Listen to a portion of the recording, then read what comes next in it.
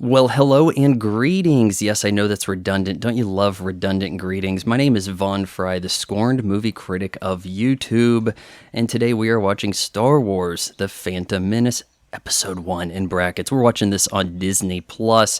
Joining me today is Michael. Quick hello, Michael. Come on, make it quick. Hello, everyone. Glad you could join us. I think Michael's going to be taking the lead on this because the prequel trilogy is a little more beloved by him than it is me. Does that sound about right, Michael? To a degree.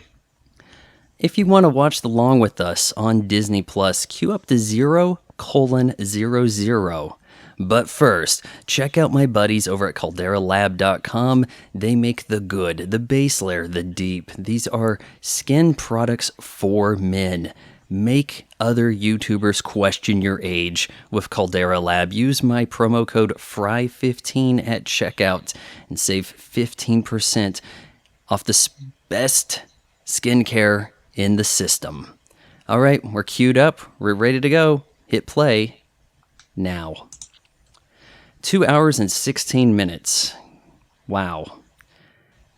We got a rather recent-looking 20th Century Fox logo, but it looks kind of like the sort you would see on TV because it doesn't spin around or anything, because it's trying to emulate the old style. You know what I mean? Yeah. Then we have the newer Lucasfilm logo there, and we got the long time ago, and then things look a little more throwback at this point, right? Yes, and if anything, I think everyone has a story to tell leading up to seeing this in theaters for the very first time. We're talking 16 years of hype after Return of the Jedi. I don't think there's been a more hyped movie.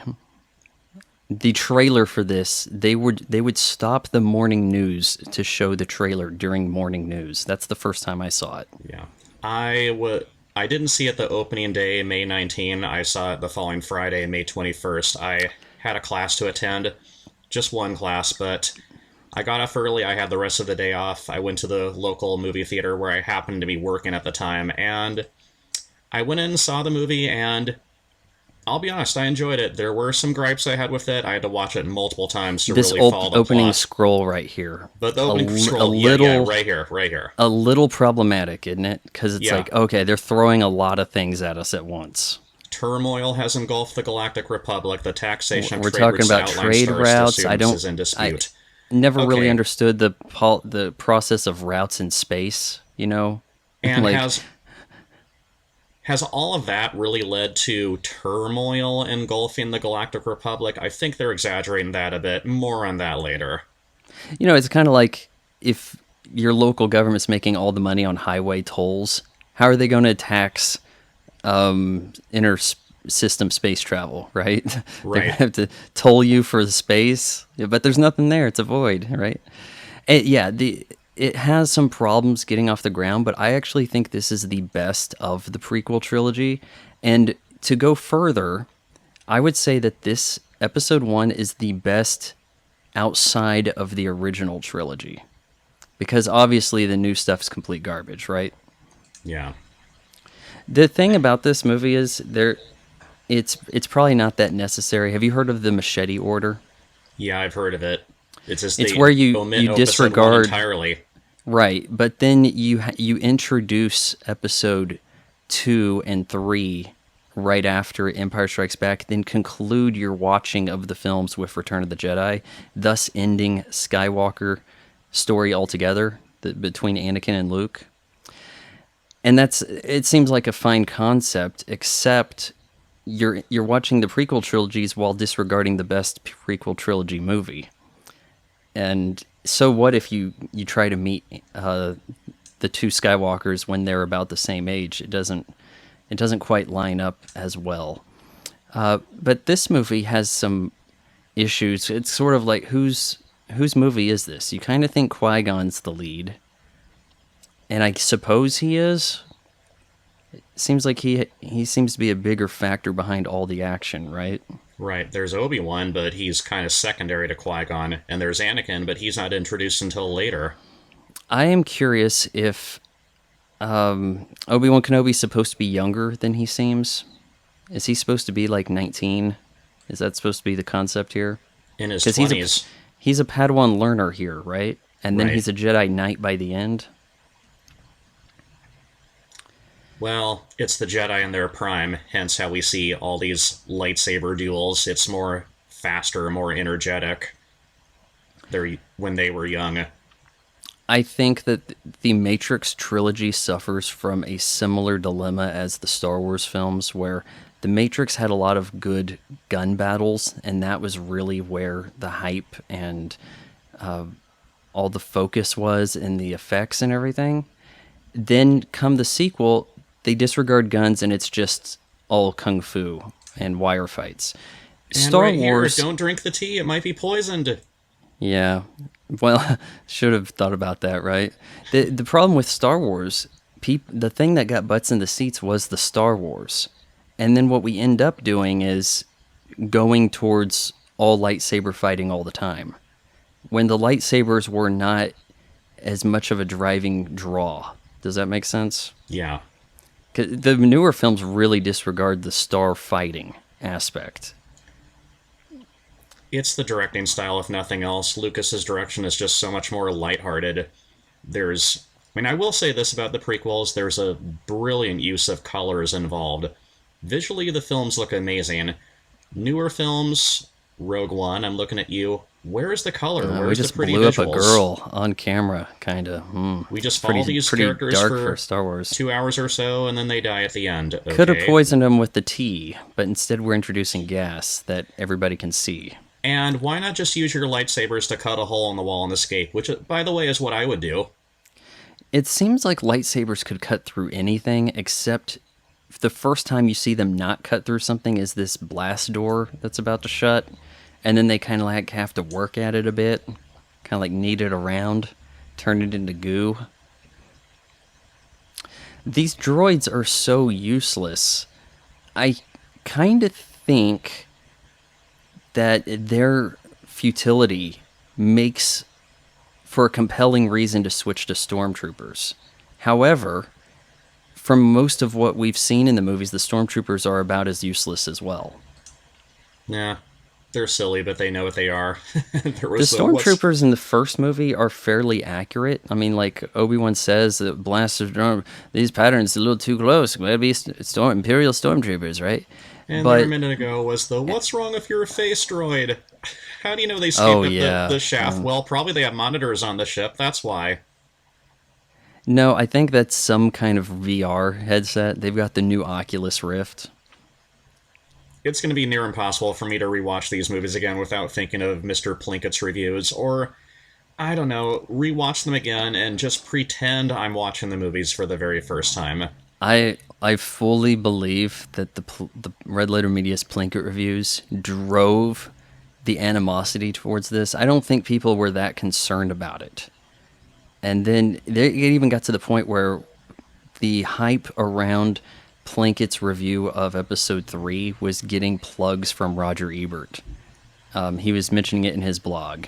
Yeah. And I think that it drove Lucas to sell to Disney, because he was like, okay, so people actually really do hate this stuff. I'm tired of hearing it.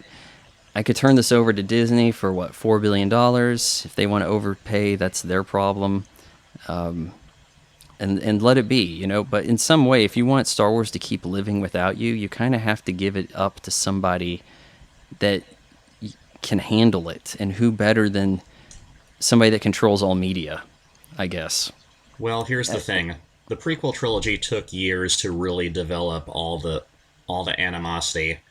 I mean, okay, there were a lot of people seeing reviews online who disliked the movies, but with the sequel trilogy, it was there almost immediately.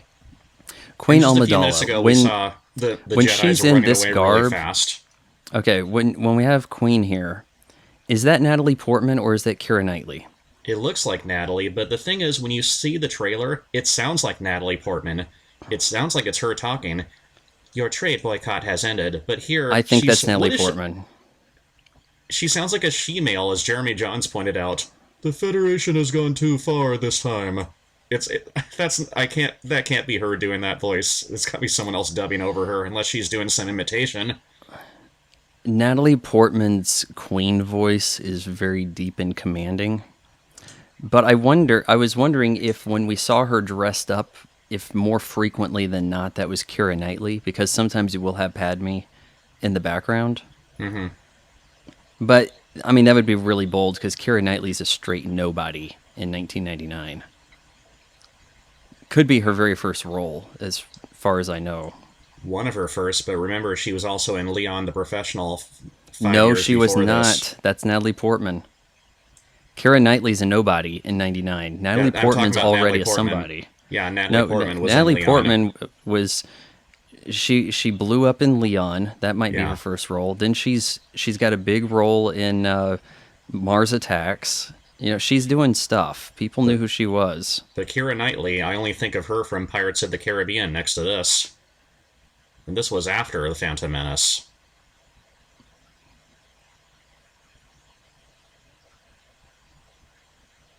This Captain Banaka, he loses an eye, doesn't he? He gets like an eye patch, but I think he survives these movies.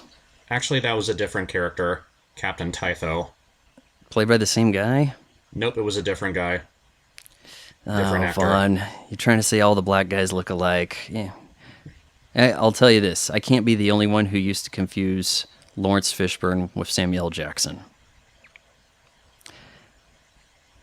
This was showing at a time when ships landing on a planet was pretty ooh and ah still, wasn't it? Like, Yeah. kind of like breathtaking stuff. Okay, they stow aboard separate ships. How did they know the same ships were going to go to the same planet?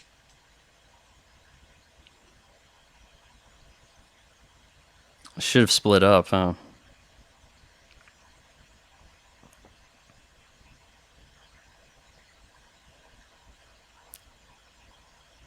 The battle droids get no love.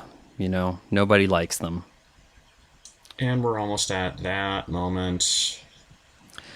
I watched this a few months back on Disney Plus, and there certainly are muddy textures from the CGI creatures, but the animation quality, their movements is not bad. Now, a lot of Jar Jar's texture and his CGI clothing sticks out when he's standing next to people who are wearing actual clothes.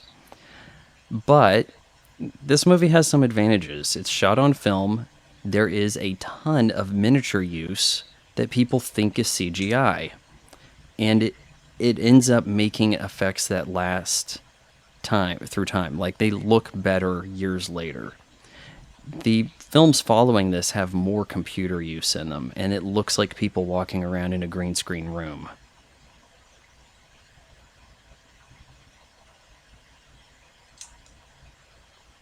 By that moment, I of course mean Jar Jar's introduction. What do you think of Jar Jar? Well, certainly paved the way for CG, making characters that way. Well, the first He serves his principal purpose to this CG film character. to a degree and to a fault. I mean, well, this guy's all CG all the time, so I think, you know, it's a step. It's going another step from where Terminator 2 was with the T-1000.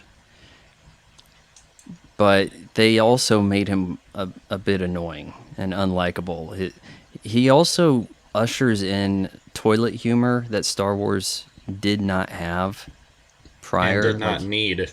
he steps into things, he smells it's like, no thanks.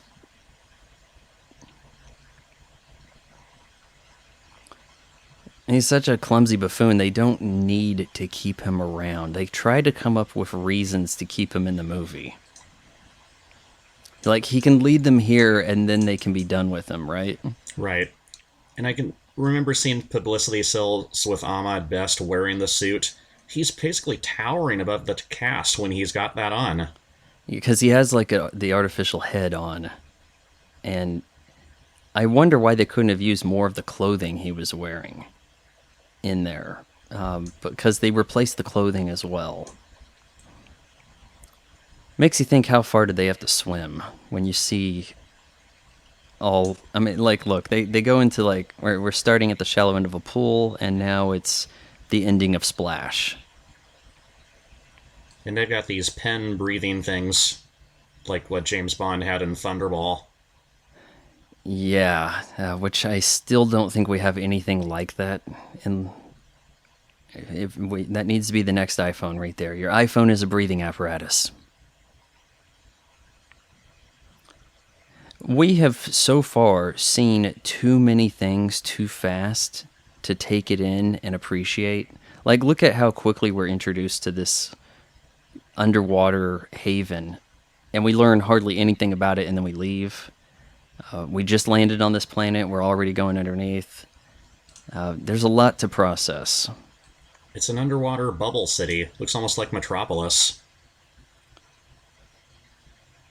Or where not Does Metropolis is Aquaman wherever, have something like this? wherever Superman and Supergirl are born. But we got this whole race of Gungans. Krypton? Yeah. Yeah, they have one dumb Gungan, and it's the one they happen to have ran across. Yeah, but all of them talk the same. Similar. And their leader, Boss Nass, he's different from the rest of them. Basically, this giant frog. The more I think of it, he reminds me of Wart from Super Mario Bros. 2. He ate all the food. Like, it's one of these type of things where it's like, clearly he's the one that's eating too much. He's the fat cat who's taking in more of his share, so obviously he's the boss. And it's not just that. These characters seem largely stereotypical the more I think about it. Even the Nymodians Trade Federation guys are basically stereotyping Asian characters with broken English. Jar Jar sounds like a southern black man in a slavery era. Boss Nass sounds like an Italian mafia. Queen Amidala, she's basically the Queen of England. I think that they went for the archetypes there. I can see some practical use behind doing that so that you can make things relatable to an audience.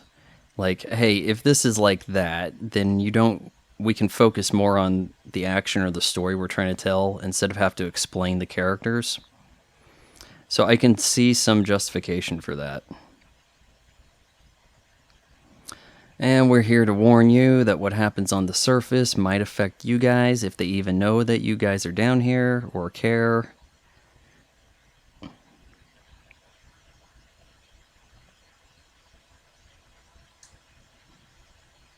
Oh, yeah. Obi-Wan Kenobi is begging him to bring Jar Jar, isn't he? Master, we're short on time. And that's kind of a problem with Obi-Wan. A little while later, he tries to warn Qui-Gon that the boy, referring to Anakin, of course, is dangerous. Like, aren't they supposed to develop some sort of bond, some sort of friendship at first? At first, it seems like Obi-Wan doesn't even like Anakin. I feel like Anakin only becomes a bad guy because everybody wanted him to be a bad guy. Like, if they weren't running around talking about how he's dangerous and the prophecy misunderstood or any of that stuff, he could have just been a good Jedi, and they wouldn't have had a number of problems that result. Right? They kind of bullied him into, bringing the knife to school. If we want to, that needs to be a phrase. Like, you do enough things to the bully, and now you've made it a self-fulfilling prophecy. We have a redundant chase here where it's like a bunch of sea creatures, and then this one's even bigger than that one. What are you going to say? I will say I think this underwater sequence still looks impressive to watch despite the redundancy. Like, yeah, imagine how this would look creatures on a don't huge look bad. IMAX screen. The creatures don't look bad. Like, there was a lot of effort put into making this, but I don't know if it really matters, because it's kind of like, what changes if they don't just, ascend straight to the surface with their breathing apparatus? Yeah. Like, right. There's some visual appeal I have for things like this, watching underwater, like, documentaries or whatever. I think that they did this to try to keep the kids happy. Like, there are beats in the movie where they said, we need an action sequence here, we just got done talking, we need some action again, because if we don't do this creature thing, we're going to have a long spat between the next action sequence. And the kids are going to check out. That must have been the thinking.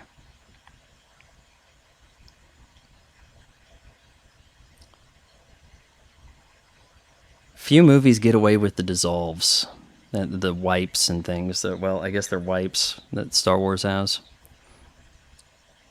Introducing Sidious as a hologram, same as they did for the original trilogy. Though now actually portrayed by Ian McDiarmid. Am I saying that wrong? Ian? Anyhow, I was really confused about what a Sith was for years, because they show the apprentice, right? Like, they show Darth Maul and they say he's a dangerous Sith. And I'm like, okay, so his race is the Sith. That was how I interpreted that. If you'd only seen the movies, I don't see how you could have interpreted a Sith as anything different, but in a way, this prequel trilogy kind of begged you to have some prior knowledge from the books or something else. I know a trading card mentioned Darth Vader as the Dark Lord of the Sith. Otherwise, I don't think you have any foothold for understanding that term.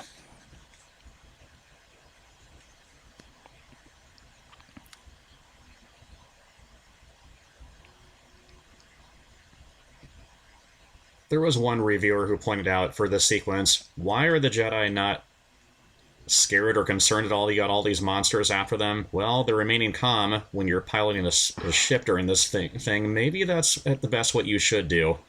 Calm and collected always is the better option over panicking. There was also less of practice of acting against a green screen at this point.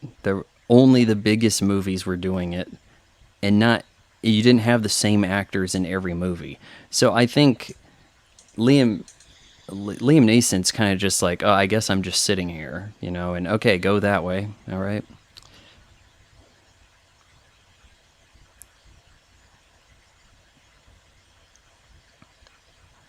I don't really have an issue with Queen Amidala's getup. I think that it needs to be extravagant.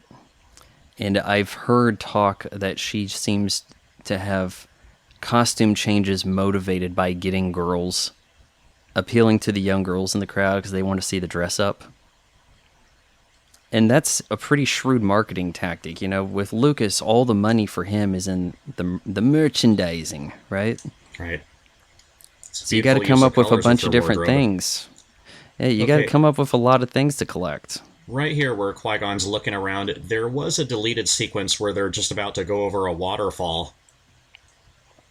People were confused. I think I've What's he seen looking the at waterfall, right but it's there if you have when this film was released on DVD for the first time. It's there among the deleted scenes on the extras. Okay, I think that's Keira Knightley. I think it is too. And I think we might be able to spot Padme, or yeah, we'll get to her. She's one of them. Right there. There she is. Yep. Right next to Captain Banaka. Obviously, if you're doing this now, Keira Knightley wouldn't even have a job because you would just have Natalie Portman portray two people on screen at once.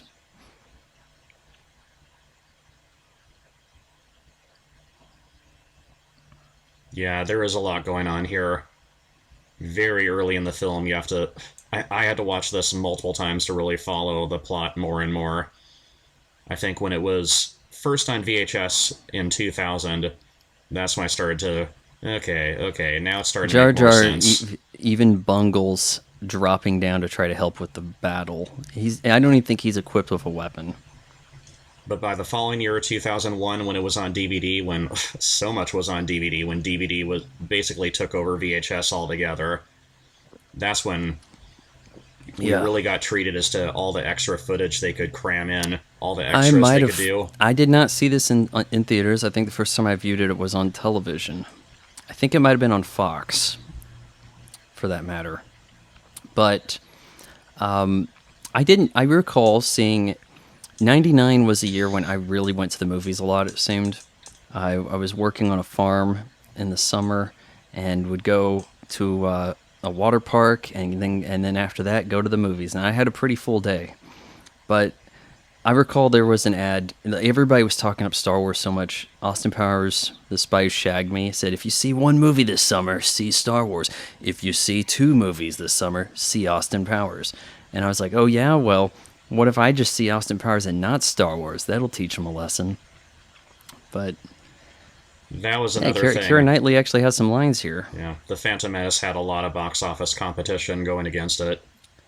This was the quietly the number one movie of all time. Actually, it may. Well, hold on. Because post Titanic, I guess it wasn't, but I think there was a metric in which this was ahead of Titanic.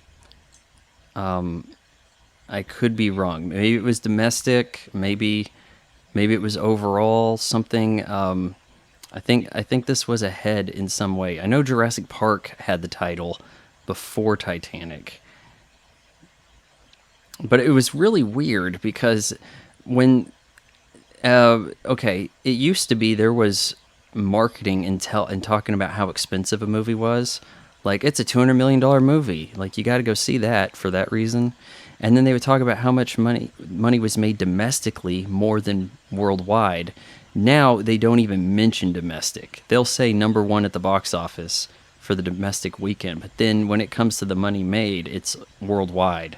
And worldwide wasn't the big factor that was brought up back then. There's the waterfall right there, huh? Yeah, and Rick Oley, the guy takes over the pilot seat, just gets in, blasts off. Are you going to stop to make sure everybody's Their aboard before you escape blast is off? so easy. You would think it was a setup, like in the first film, right? How they were able to get away, but we had a tracking device on them, right?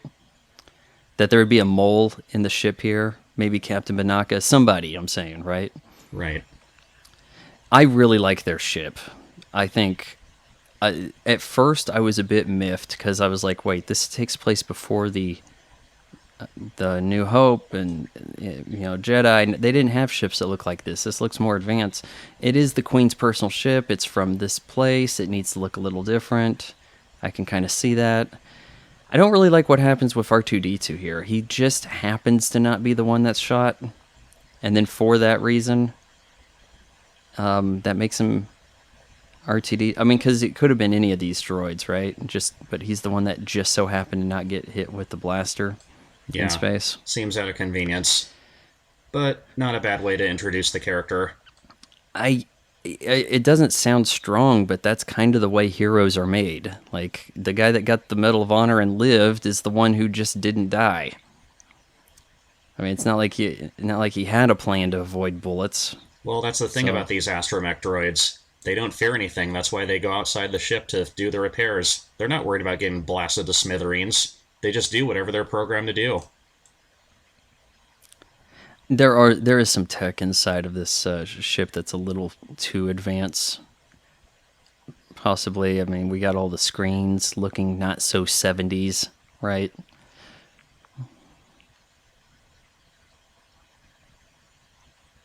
And then again, we have these panels. So we have a fancy screen, and then we have panels that look like they're from the 60s. Queen Amidala is defying the trade organizations. I mean, it's kind of like, I'm not so sure that's a serious threat. You kind of have to understand that the Phantom Menace in the trailer, the switch there is everybody assumes that that's referring to Darth Maul because he's got this ominous positioning on the poster. But the Phantom Menace is actually the Chancellor. All this is done to get Palpatine into the Chancellor seat. And then the second film is where we get the emergency powers, right? Or is it the emergency powers here? It's the second film. The second one, they give him the emergency powers, and the downfall of all the galaxy is brought on by our boy, Jar Jar. How did Because R2-D2 get so to go up dirty? there and, no idea. He was I mean, pretty he didn't clean get when he hit. went inside the ship after he did his repairs. Now he's covered in filth. Shoot, maybe the hatch was covered in grease.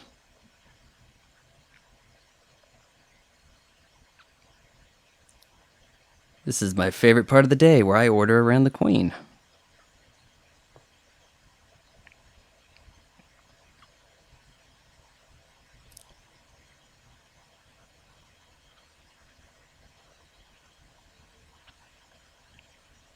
Heading to Tatooine simply because it's not on the Trade Federation's radar.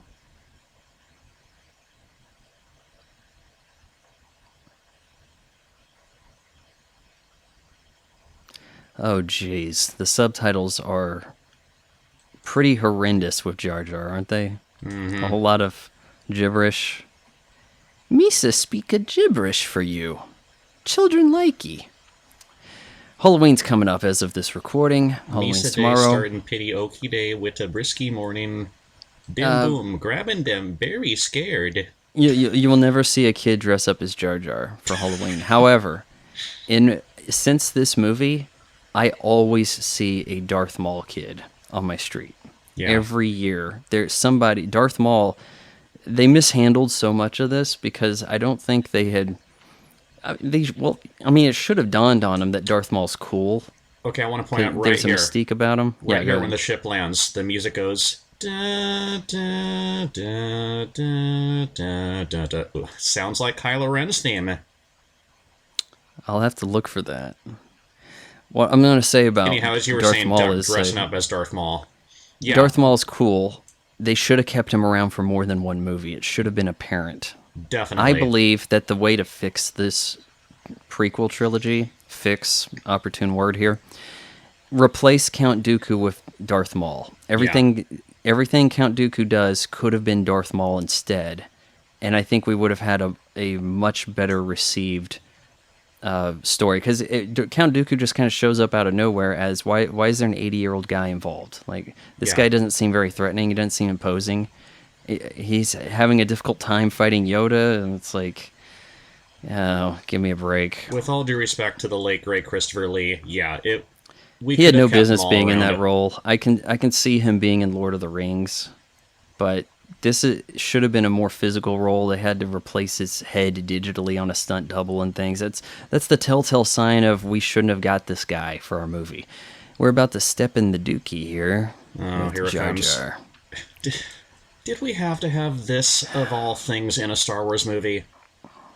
Yeah, these are things that could have been... If you're doing your fan Leave edit... it on the cutting room floor, will you please? We didn't need this.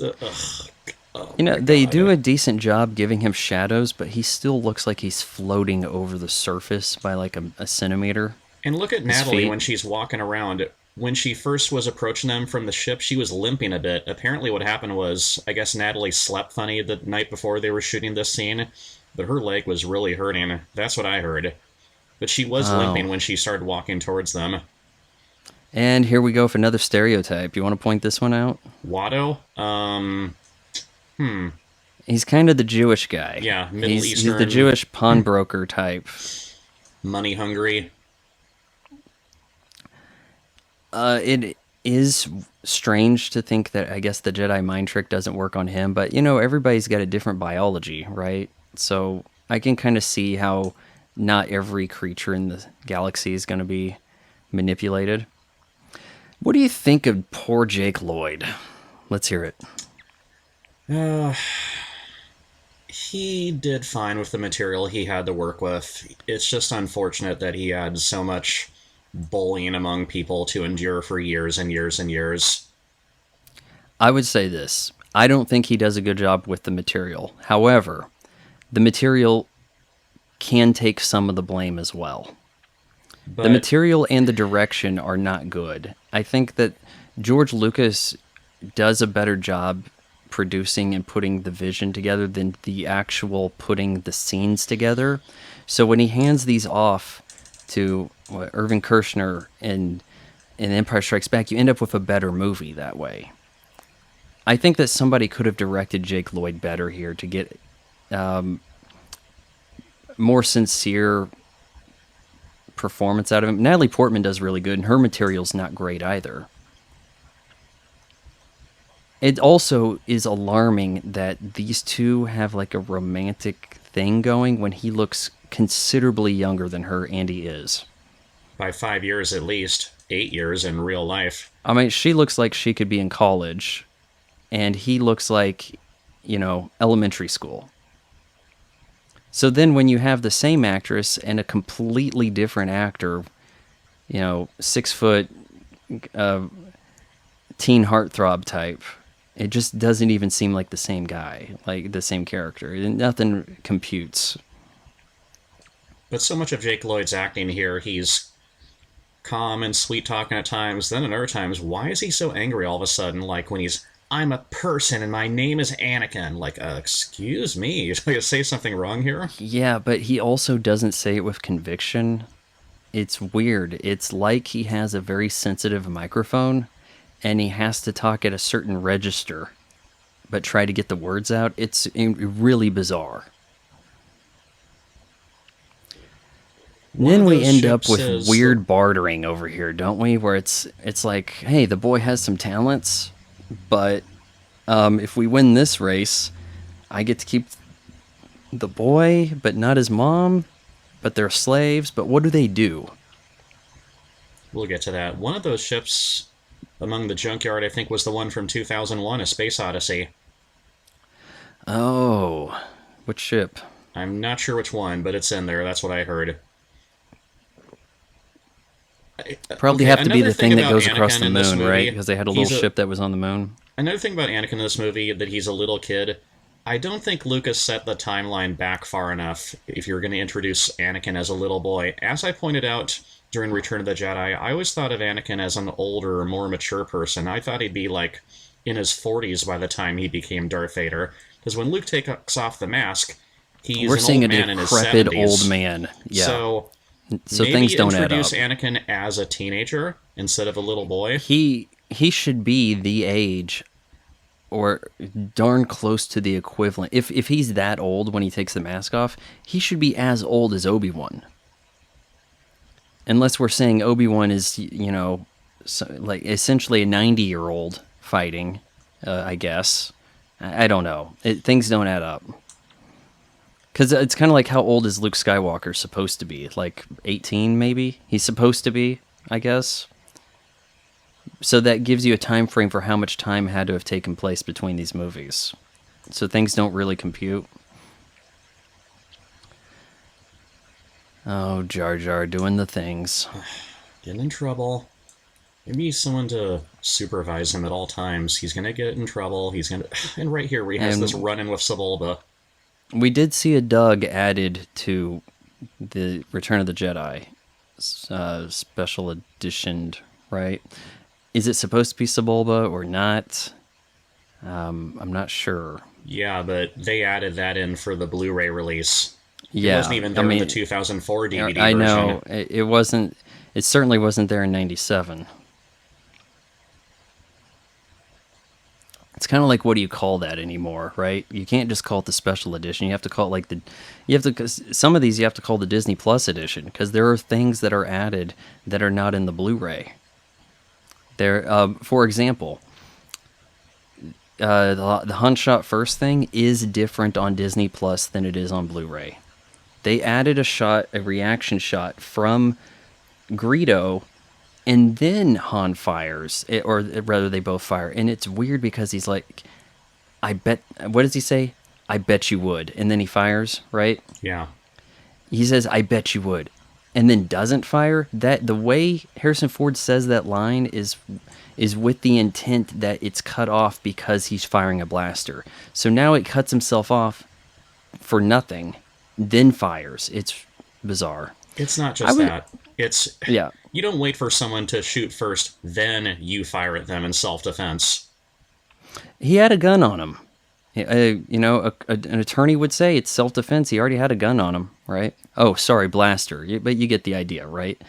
What do you think about the Jedi robes? I was kind of put off by that because I was under the impression we dressed this way because we were on Tatooine, but then you see the Jedi, and I think it's actually in the scroll there, it says 2 Jedi come to the ship, right? So it's like, at what point is Obi-Wan a Jedi? But anyway, they're both wearing the same thing, And I mean, if they would have just stuck with it, they don't need to wear gray robes now. I mean, what difference does it really make, right? Well, I mean, Qui-Gon's wearing the gray robe to look not so distinguished as a Jedi, I guess, instead of the brown he wardrobe. couldn't have put a hat on, done a little something with the hair, because it seems like he has the Jedi hair thing going still, possibly. But how are his robes any different than really what Anakin's wearing right now? Like, minimal, right? I mean, everybody dresses like they're in a burlap sack. What do you think about creating C-3PO? Is it that necessary that the slave boy makes his own droid? Uh, for what purpose? He's a protocol droid to help his mother. Okay. What does his mother do for a living? She cooks. She cleans. She does her own laundry.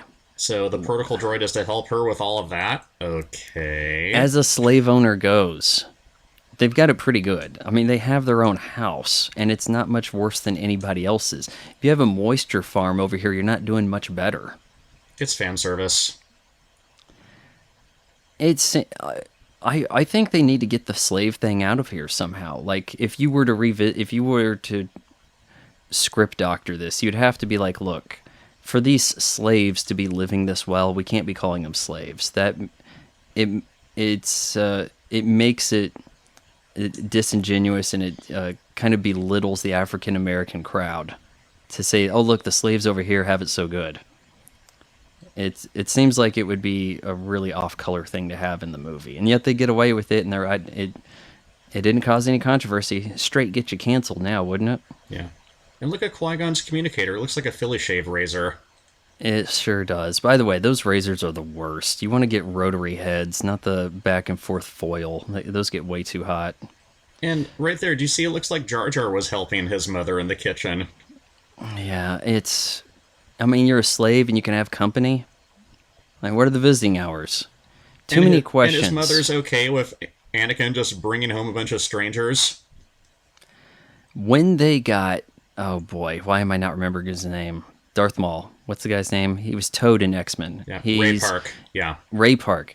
They cast a guy because he can move, because he has skills.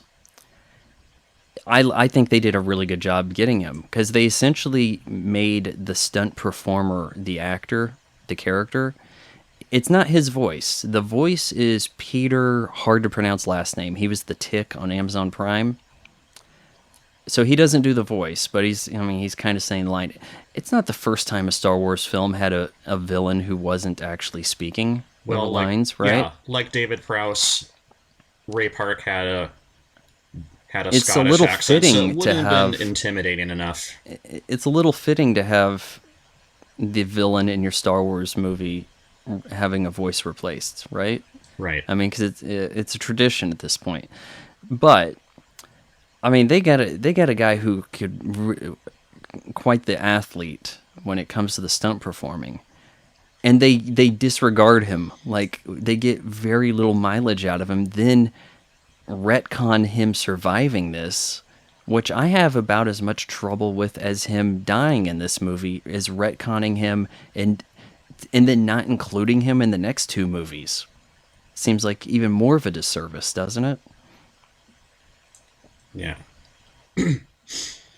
Yeah, we're slaves. We can have people over for dinner. Like, oh my God. And the thing they just introduced, slaves have this device in them that if they try to escape, it blows up. It blows you up. Yeah. But nothing comes of it. So, I mean, when you introduce that in a movie, you have to see it in action. Like, if everybody has an explosive collar on their head, somebody's is going to go off. So now we just kind of say, a throwaway line to justify how they haven't ran away yet. And that's about it. I kind of need to see Mom in the field, working the field with several other slaves, and then having like an overseer, like something to show slave. Because it kind of looks like she's on a vacation. This is her Airbnb on Tatooine.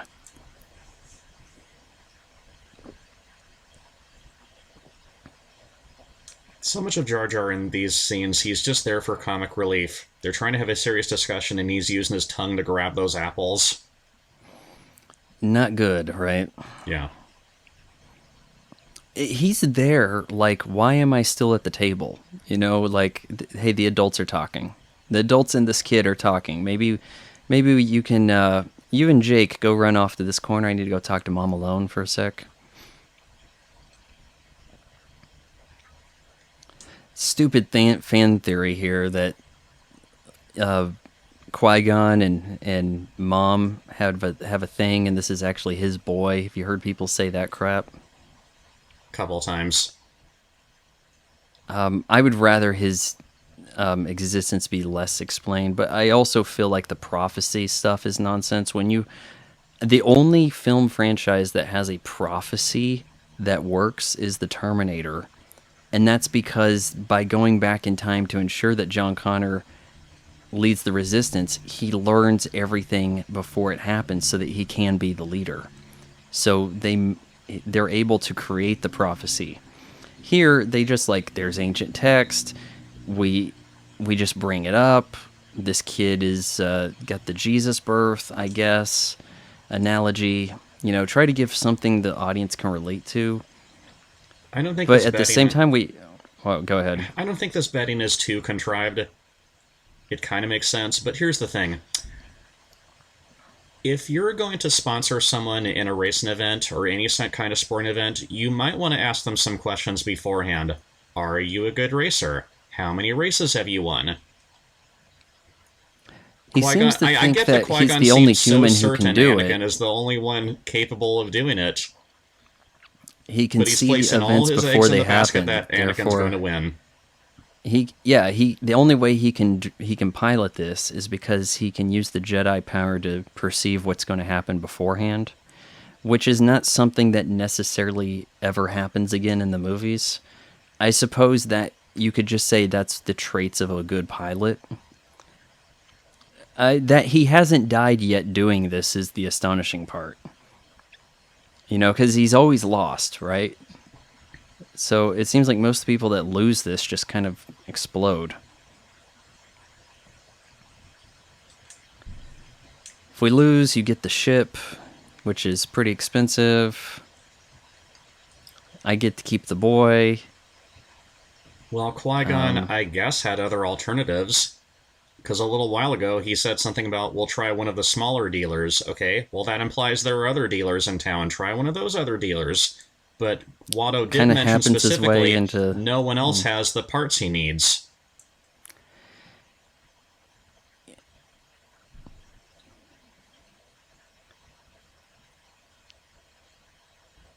They have nothing valuable to trade, so, They could give him whatever he has to spare so now and then promise more later on their arrival at Coruscant. Does that sound familiar? You force choke Watto, right? Who's going to miss him? You just force choke him out, take all the stuff, the boy, the mom, get back to your ship and leave. Well, they're being careful, they're being conservative. They don't want to do anything, shall I say, unethical. It would just gain them unwanted attention in a crime-filled city. It's weird to think that the Jedi are the good guys when they seem to operate very secretive as sort of self-appointed space police. Little authority over them, and they kind of seem to work deals to capture young kids to train them up. I'm wondering if all of the ways they do this is above board. Like, you know, all those younglings, right? Like, some of them are probably more stolen from their parents. And right here, the virgin birth just explained. There was no father? How did she get pregnant with Anakin, then? It doesn't need to be that way. It could, I mean, there's simple ways these things could happen, but to give him this kind of status makes being a Jedi more something you're born into, whereas initially it seemed like something one could be trained to deal with the Force, instead of, oh, well, you just simply can't because you're not a Skywalker. Right here, of all things, where the kids run up to Anakin giggling, the sound effect there, I swear, of all things, what they used was in the Beavis and Butthead episode where they're not allowed to laugh or they'll be expelled, the laughter of the other students when they're laughing because they can't laugh and Buzzcut's taunting them that it's sex education week. I remember that episode. I Oh, swear, here, of wait. all things, Here that's the audio they used. we got more Jar Jar buffoonery here. Drops the thing into the engine. Numb tongue. Has he smelled the? No, that's going to be at the starting line, isn't it? We'll get to that, but Yeah. Jar Jar doesn't listen very well, does he? He said your hand will go numb, or some body part of yours will go numb if you touch those energy binders. I was thinking just now. He's an amphibious water creature. He's in the desert. He shouldn't be outside at all, especially bare skin, right? He should be in serious trouble.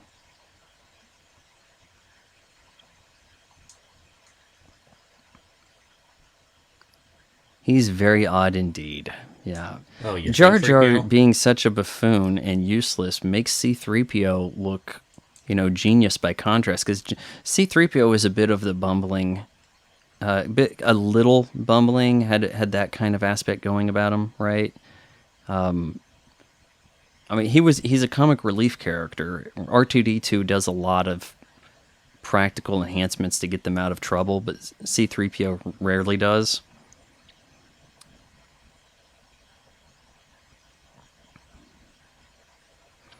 And let's get this midichlorian count, then I'm gonna email that to my Padawan. Jedis have their own little makeshift blood test kit they have too. Man, that is quite a scarring up on the arm there to do this, isn't it? Not just a simple needle. Usually you just poke the finger. Yeah, he's got enough scarring on the forearm there. It's like you put him in a frat. Oh, look at the slave housing. Well, kind of comfy environment. We're slaves, but we have split level housing, the second floor, and a sunken living room. Yeah, look at his communicator. Tell me that doesn't look like a shaver. Or a razor. Well, I've heard them coming up on auction, the original lightsabers from the first movie, and you would, in theory, you would want that as a collector, but it's not as fancy as one would think. And for a later film, they could make more bespoke, amazing stuff. But 1977, you're just making things out of dowel rods, PVC pipe,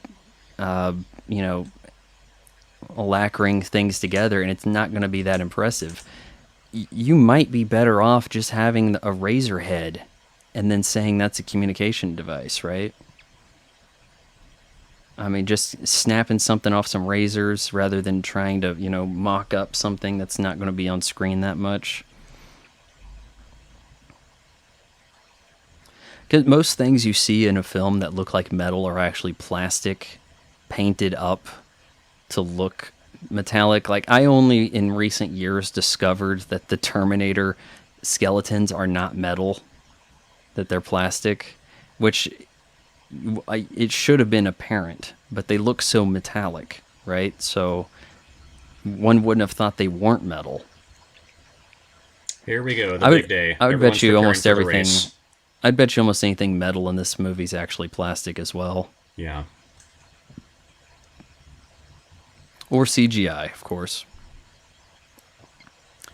We have a lot of cameo sort of things happening in the audience. We have Willow is seen next to Jabba the Hutt, I believe. And he returns for Solo a Han Star Wars. Solo a Han Star Wars. The Solo movie. He's in that as well. So, but I think he's in that because of Ron Howard being the director. So, probably put him in.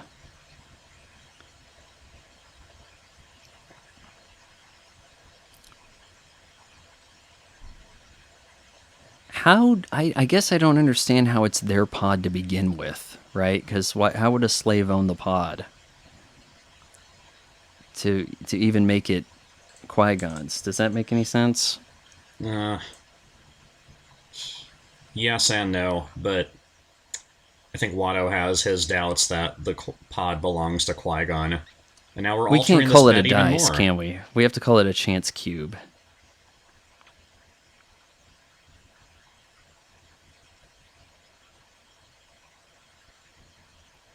I think this is presented in 4K, though, texture updates to our CGI friends are not going to be friendly,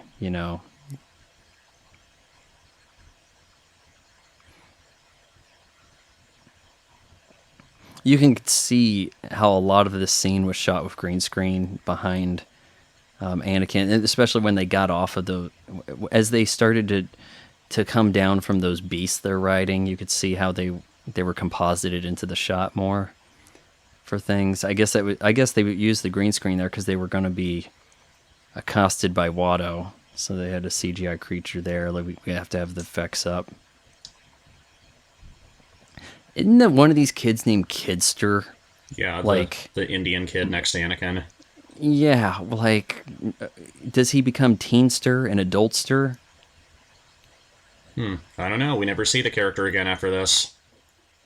At least not in this movie, or not in the other prequels. There was some, I guess you wouldn't say hype, but loose speculation. This is a miniature. This right here is a miniature. I think made by one guy who painted all the people in the crowd and stuff. And it's pretty amazing. No one else in the town seems worried or concerned about those probe droids hovering around. So anyhow, what was I just saying? Miniatures. The miniatures look great. We have some goofy stuff going on. I don't care for the announcer. The announcer is a little too 20th Century Earth, ESPN, for my taste. Of course, though, it's the sequel trilogy where they start making everybody talk like they live in present-day America, which is a real problem. Yeah. Making this seem like a legitimate sporting event. So we'll make the announcer be kind of goofy as well. This two-headed thing. Okay, keep an eye out for... yeah, we'll see him in a few minutes. I called him Willow, but I forgot the guy's name, so... But that's not all we'll see in a few minutes. Well, there's Jabba. What else do we got? We'll get to that. Just wait. These little pit droids, making sure their pods are all good and raring to go. They're stopping. So you're telling me the Trade Federation doesn't want a piece of this action? With this turnout, the Trade Federation has no interest? CGI crowd, getting that crowd in there looks way better than it does today. Fake crowds and stuff today look horrid. Okay, here it comes. Yeah, and there you go, sniff, a fart joke. Yeah, Because, of course, why not? That's always what Star Wars needs more of. Nixie needs to get his dick slammed in a car door. Like, just up the ante.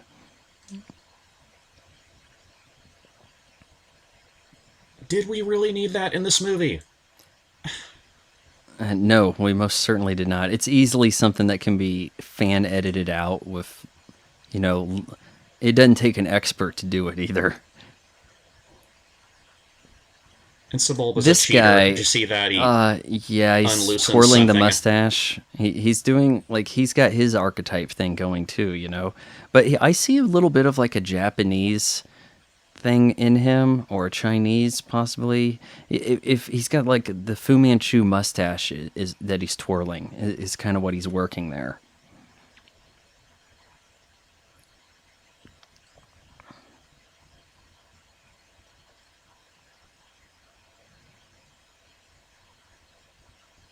So little of this looks safe for a child.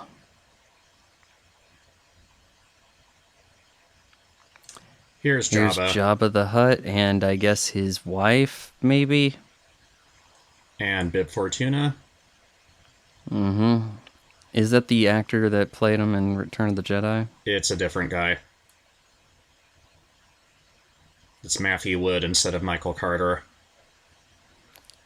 Begin the race. Okay, did we miss Warwick Davis? He's somewhere among the crowd. He is certainly there. I saw him the other day and was like, oh, hey. But we'll see him again very Yeah, soon. he'll be there chanting, I believe. He may not be that close to Jabba, but he's there chanting, and it's obviously him. He Right is here, mouthing off to the queen because he doesn't know she's the queen. giving her some lip. And right here where Natalie says, "You assume too much." Maybe that should be our first clue that Natalie really is the queen. Yeah, nice way to put it. Yeah, she gave a little foreshadow, didn't she? I didn't pick up on that. There was a pod racing game on the Nintendo 64, which I thought was strange because one would think, oh, it's going to be you're making the movie related game. It's going to have more of the movie in it, but it was all focused on the pod racing at first. Then they come up with more games, but they start out with, let's give people the pod racing. I thought the term pod was a little off-putting in 99. At the time, we didn't have an iPod. Pods were not things people said. If someone said pod, there's Warwick Davis. There he is. Yep. There's next to Warwick. Watto. So, pod in 1999, your first inclination would be the pod people, invasion of the body snatchers. That's about it. But then after this movie, it's like pod becomes a more acceptable term. It's possible this being pod racing is why we call it an iPod. Not that pods have much of anything to do now. Now the only thing pod is for is podcasting, because no one talks about iPods anymore. And they sure don't talk about pod racing. Anyways, evolution of the term pod. Let's get back to our movie. He's so far behind, he's out of the race. Like it'll take him a miracle to catch up. If you play the everybody Lego Star else Wars needs games, to crash. when you're, I think the 4th level is where you're playing out this pod race. There are some green things you can hover over or fly over that increase your speed. Yeah, but wouldn't everybody else run over him also? Yeah. It's To not also just be that. fast? Look how breakneck fast the pace of this race is. Look how quickly the turns come. And then a little while later, when Sebulba does another little dirty trick, Anakin's taking a few minutes, fixing something wrong with the pod, while kinda sorta ignoring the course and seemingly going in a straight line. He would crash and burn in seconds. Look at the balls on those guys at that off-ramp to be standing behind that barrier. Did you see that? And I Yes. think I think Anakin eventually goes up there, which would murder all of them. If I wouldn't want were to still be one of those standing there. sentries standing right there. You're an open target. Yeah, well, have you seen people line up in Europe for those rally races where they're like, let's just stand on right outside this dirt track where guys are going to be scooting by at 100 miles per hour. We don't even have clearance. We don't even have jurisdiction to be going through the Sand People's dune over here. So let's just throw that in for something to attack us, right? Or are the Sand People just being mischievous, hiding out there? Or is that part of the course? Like, this is, for them, this is target practice day? That's what they signed up for? Maybe it is. That's part of the course.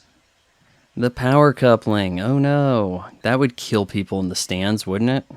Or just an unpleasant surprise. You didn't tell me there were Tusken Raiders hiding out here. Or there's just one danger after another involved. This is not a long enough race for one to think you need a pit. Like, this isn't 500 laps, right? So, And we're on lap 2.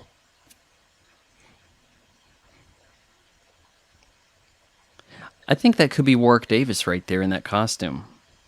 I mean, just speculation. In the kind of young Greedo costume. I think it is. In fact, there was a deleted scene after the race where Anakin gets in a fight with this young Greedo character because the young Greedo claims Anakin cheated when he didn't. And Qui-Gon breaks up the fight.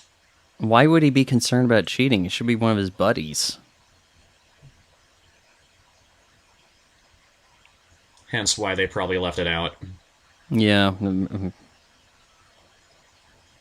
it So just many wasn't things they necessary could to have not introduce. included that they did include, like all the Jar Jar comedic bits that don't work. Or it just didn't seem that necessary to show Anakin had a hostile streak about him that soon. Of actually, that would have been more motivated than a lot of this Jar Jar nonsense. Because, look, the kid has done nothing bad, and we have Yoda acting like we can't have him. He's gonna be evil soon, or things like they bully him, and they, as far as the audience is concerned, he's done nothing to deserve this treatment.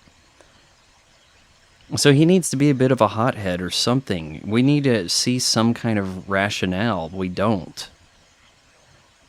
He flies a little loose in the next movie. Does some irrational things. It's a little more understanding though.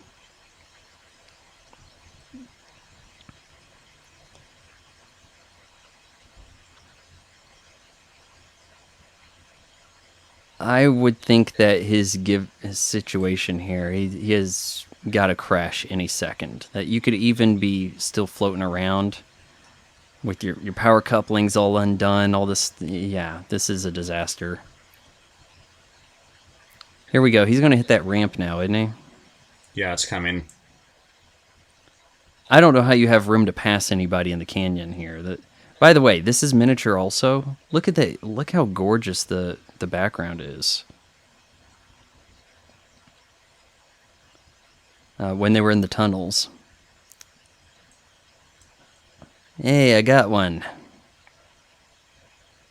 And that's another thing when you're playing this part during the Lego Star Wars games. When you get to this section here, where you go past where the sand people are shooting at you, first it's just the sand people shooting at you. Then, when you go through the next two laps, there are some rocks floating around or rolling towards you that you have to avoid. Oh, of course. Of course there's going to be rocks.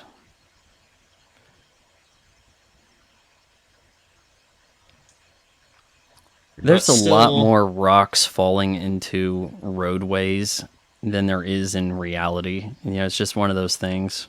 But I still stand by the Super Star Wars games for the Super NES. Those still have the insane difficult factor, even if you play them on easy mode.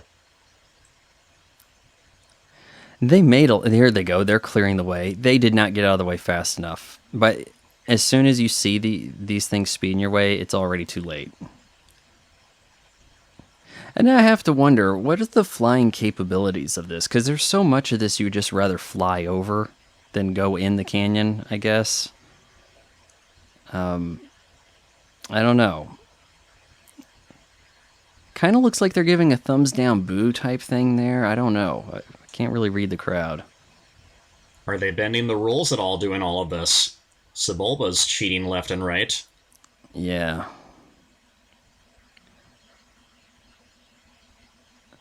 Also seems like his racer would be in a different class. It's got it's so much larger. Maybe it wouldn't be in the race.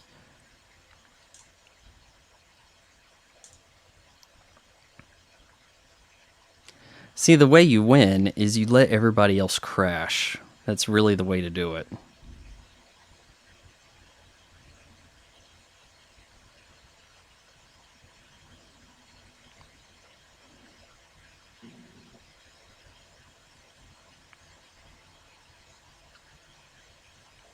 This would have been so much better without the announcer. Like, we don't have an announcer talking about the Death Star fights, we don't have like somebody giving a play-by-play during the trench run.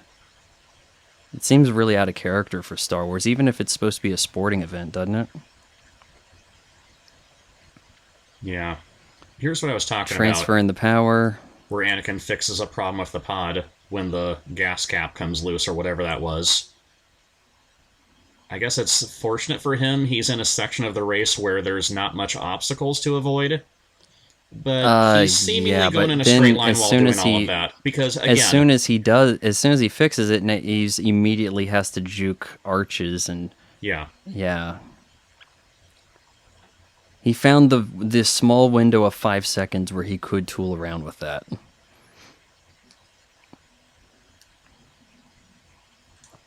What are your thoughts of this whole thing of them calling Anakin Annie?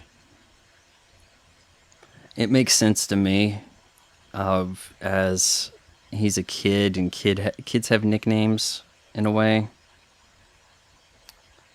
You don't run into a lot of adult Katies. Like there's Katie Holmes, Katie Couric, but usually once you get to be an adult and you were Katie, you're Kate.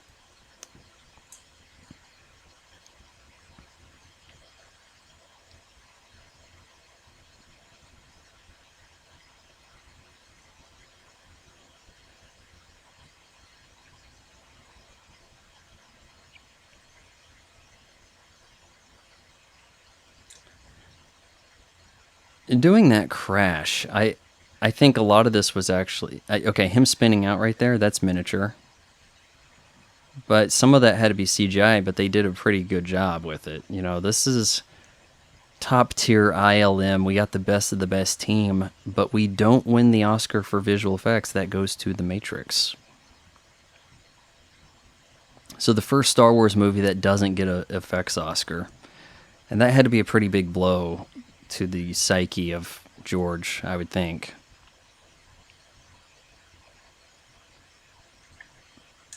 Yeah, we noticed. You won. Mom, I did it. Yay. He doesn't seem that excited, does he? Oh, the race was so boring to Jabba, he fell it asleep. Put Jabba asleep. Or what, 4 laps? 3 or 4? I mean, come on. Just like Return the Jedi, Bib has to wake up Jabba.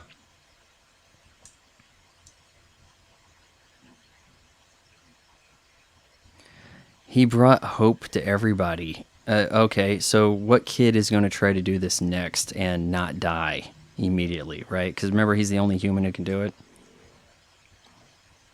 Yeah, who else benefited from Anakin winning the race? Did the whole I don't think Kidster's escaping by pod race. Did I don't know 63% of the crowd bet Anakin was going to win, and that's how how is it so beneficial to everyone that Anakin won? Like I said, why is the Trade Federation not interested in this? Does Jabba's power keep them away? Like, is this his territory so they don't interfere? Something like that. Because before they land, I think someone said something of the Federation has no presence there. Had you seen Solo, the Solo movie? I have not seen it yet. There's a weird thing going on where it's suggested that the Empire is not as bad as the various gangsters like Jabba and his people.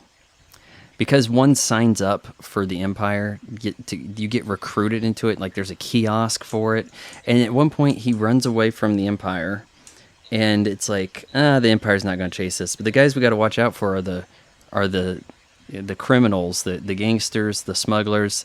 If you leave them, they come and kill you. But you can just willy-nilly dip on the Empire, and they don't even come after you like they would U.S. military, for abandoning your post there. It's bizarre. You're free, I'm not. Bye. I think we could have got more emotion out of Jake here. He runs back to Mom, but there's not like big time tears, and I don't know. He doesn't seem invested.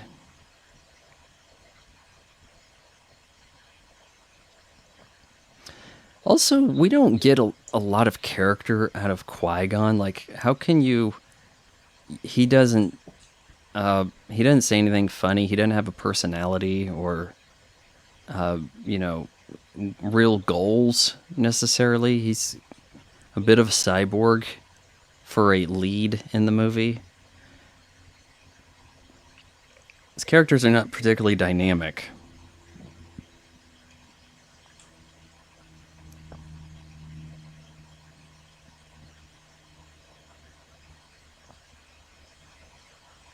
just dawned on him that Mom can't go.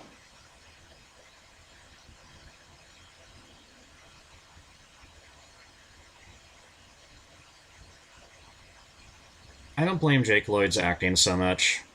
He's a little kid, or was a little kid at the time.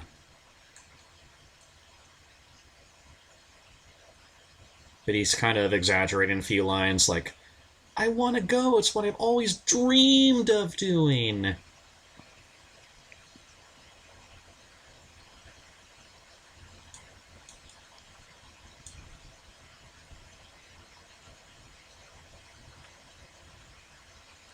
Well, you know, on Disney Plus, they're bringing Hayden Christensen back as Darth Vader for shows.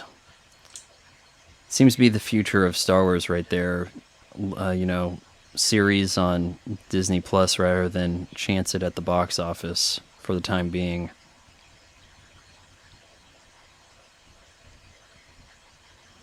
You've been If you can't get Star Wars in, yeah, you can't get Star Wars in the box office. It doesn't show much hope for anything. You know, it's hard to get anything to go to theaters. Then it's got to be Marvel or DC or nothing. And you can't blame COVID for that. This Disney Star Wars was before COVID. And here's the thing. I saw all 3 prequel films in theaters at least a month apart, like 3 times. And the theater was jam-packed on all 3 occasions. Even Episode 1, 2, and 3. So this was like they'd already been out. Yeah. For a while. And Episode 7, yeah, that was jam-packed, seeing that for the first time. I saw it maybe 10 days later. But with Episode 8 and 9, I saw them 2 days after opening night, and the theater was just about empty. I did forego seeing 8 and 9 in theaters. I had my fill with 7. And people at the time, I could see the justification. Oh, well, they left a lot of things unanswered because that's what there's going to be more movies. Yeah. And it turned out I was right. They didn't even care to provide answers. That you were. And as many have pointed out, it wasn't until 8 that people started to realize started to see these sequel trilogies for what they were. When really it was all along with 7. The one movie I have a hard stance about not adjusting scores and re-reviewing things, but the one movie I would consider reviewing different is Super 8, which came out a J.J. Abrams film before people understood the J.J. Abrams path, I guess, his roadmap to how he makes movies. But then once you understand that, you know, it's like George W. Bush said, fool me once, shame on you. Fool me twice, won't get fooled again, right? Mm-hmm. He missays it, but I was not fooled by the antics of The Force Awakens, whereas most people were still buying it. Oh, here we go, Darth Maul. See him in action for the first time. But anyway, yeah. Oh yeah, let's just analyze J.J. Abrams' filmography. What has he done so far? Let's see. A mediocre sequel to Mission Impossible 2. No, it was, well, hold on. Okay. Yeah, it was the third mission one, right? Those 2 he gets a lot of credit for the 4th one, which I don't think he directed. Those 2 copycat Star Trek movies. Super 8, which he heard was an homage to Steven Spielberg's earlier science fiction films. It's produced by Steven Spielberg, and it's a ripoff of like 3 Steven Spielberg movies. Yeah.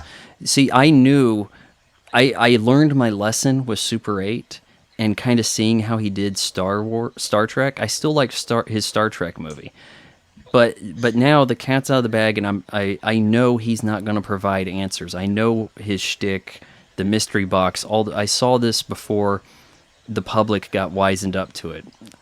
Mm-hmm. And so it doesn't surprise me that everything gets revealed to be a bunch of garbage. Yeah, and then in 8 and 9. The Force Awakens and The Rise of Skywalker. Are you seeing a pattern here? Yeah, they're all based off someone else's work.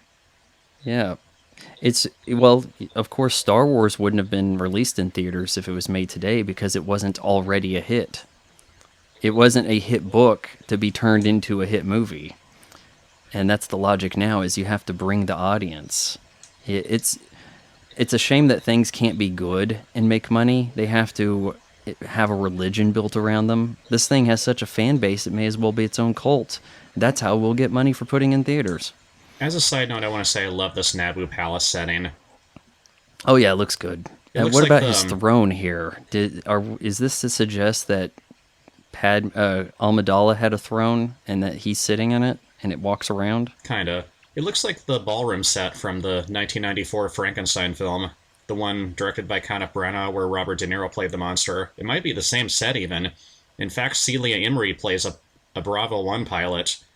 She was in that movie. I hadn't seen that in a while, so I can't recall. It was kind of a, after Bram Stoker's Dracula, kind of a thing. Let's revive the classic horror movies. Yeah, there was certainly a thing about that, but hold on, is that that? Look at those feet. Look at Jar Jar, practical Jar Jar feet right there. Not to wander off topic, but that was not CGI Jar Jar feet sitting on that table. Anyway, one last thing I'll say about J.J. Abrams in Episode 7. I literally predicted that movie was going to be a remake of A New Hope. While I was watching it, it took me a while to really start hating the movie. Like scenes where she's like alone in her hut and she's counting the days. So far, the movie had looked good. There wasn't a whole lot to complain about. There, in the back of your mind, it's like, where's Luke Skywalker? Why is he missing? Why did he run away? But as time went on, things started getting worse. The don't hold my hand. Like, now I just fixed the Millennium Falcon. I don't know how I flew it. Then it's like, okay, it's off the rails now. Now it's only getting worse from here up, and it did. Remember too I what I said about you too, and I miss my mother. So you're kind of my mother girlfriend. Lighthearted.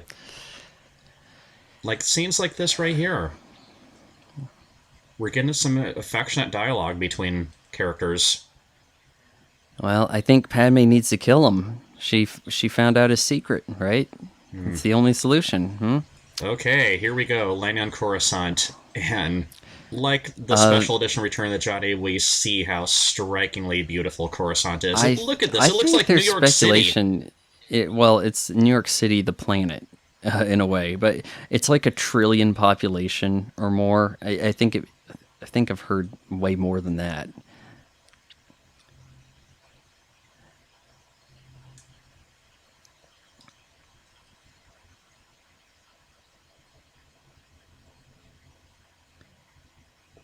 Chancellor Valorum, right? Yeah, Zod. He is. Terrence He is the. Oh gosh, what is he? He is. Who was the guy before Churchill? That's him, basically. That's his character. Yeah. Of course, he was also in Bowfinger the same year. Oh. Well, he's kind of just the appeasement guy, right? Like, we're working a little bit of this World War II, how the Nazis come to power type dynamic here. You end up electing a guy and then giving him all the power, and now, that it's kind of showing us that history lesson there, the metaphor.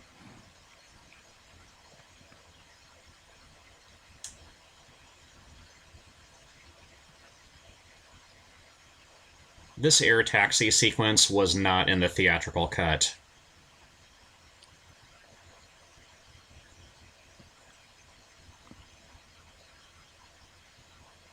Yeah, originally, theatrically, it ended right when Qui-Gon says the situation has become much more complicated. Yeah, I don't recall seeing that either previously in bits. It's why do we need to watch that? We know they're going away somewhere. We kind of don't need to see how they go. Right? Right.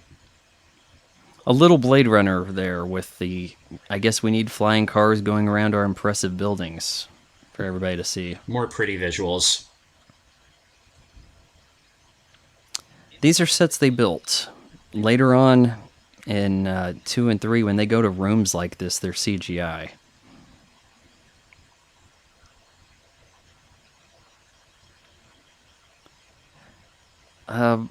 Perhaps I was just a little naive, but I just did not think that this guy was necessarily the Emperor on first viewing. I mean, he's got a different name. I didn't really pay attention to who was playing what necessarily, so Well, it's Ian of course it McDiarmid adds up. playing both the Senator here and Darth Sidious. It's like a Jekyll and Right. Hyde thing, I guess.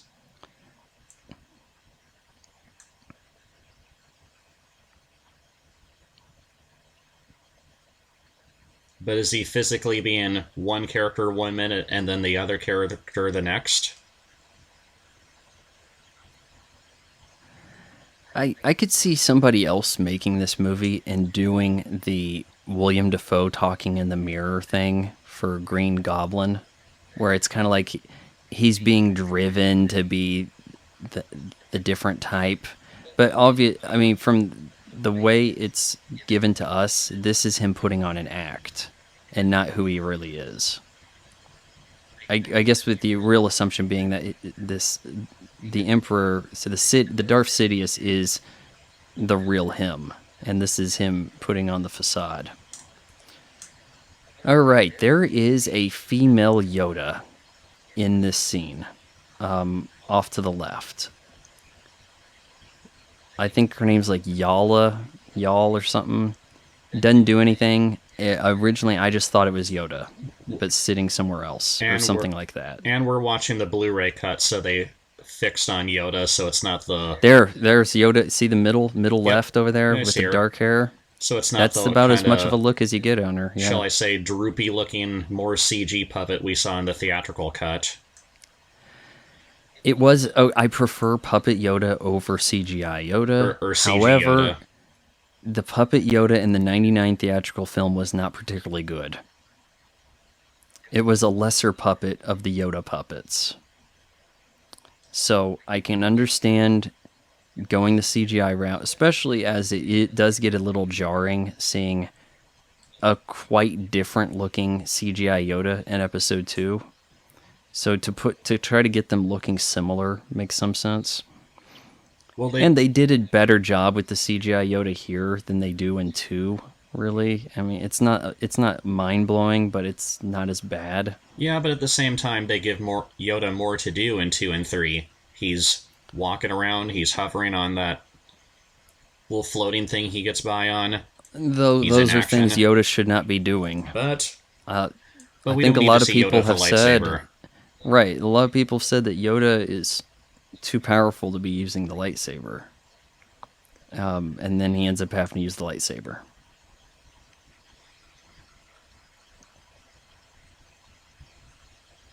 I'm sorry, Annie, but Padme's not here right now. Yeah, it's like when you're a young kid, go into a shop, the secretary greets you. I'm sorry, honey, she's away. I don't know who this helper is, but I think Senator Amidala has a helper in episode 2 that is Rose Byrne. Or Rose Byrne's her decoy, or something happens. I think Rose Byrne gets killed.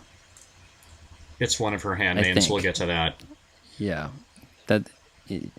And as you know, somewhere off to the right side of the screen, coming up, you will see E.T.'s group, his race, his planet, whatever.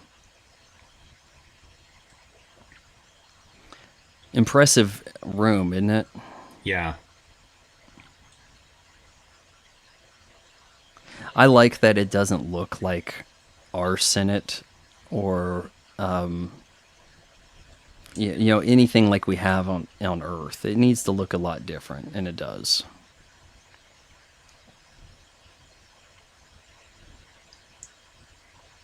The most common complaint I hear about episode 1 is it's boring. Yeah, there are some slow spots. There are a lot of things that don't make sense.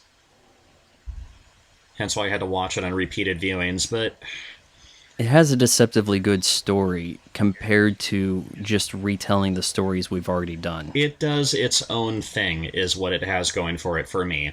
I will certainly reward doing your own thing over rehashing. Exactly. Originality over rehash for me any day of the week. And it is what it is. There's enough going on to keep me entertained. It has its flaws, but at its core, it still feels like Star Wars to me.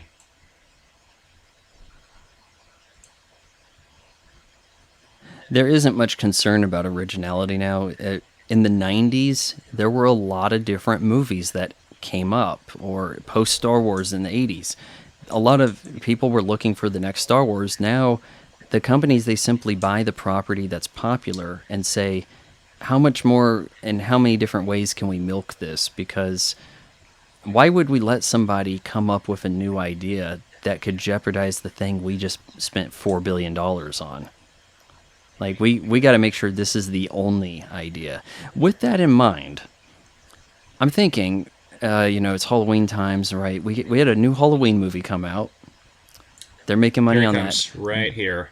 Yeah, I just saw Chewbacca's people up there in the We'll see upper them left. It in looks just like. a moment. Yep, the lower There left. they are. Sorry, There's I thought the they were ET on delegates yeah. right there. Anyway, you were saying about Halloween. We have the Halloween stuff. We're making more money on that, right? Where is Friday the 13th?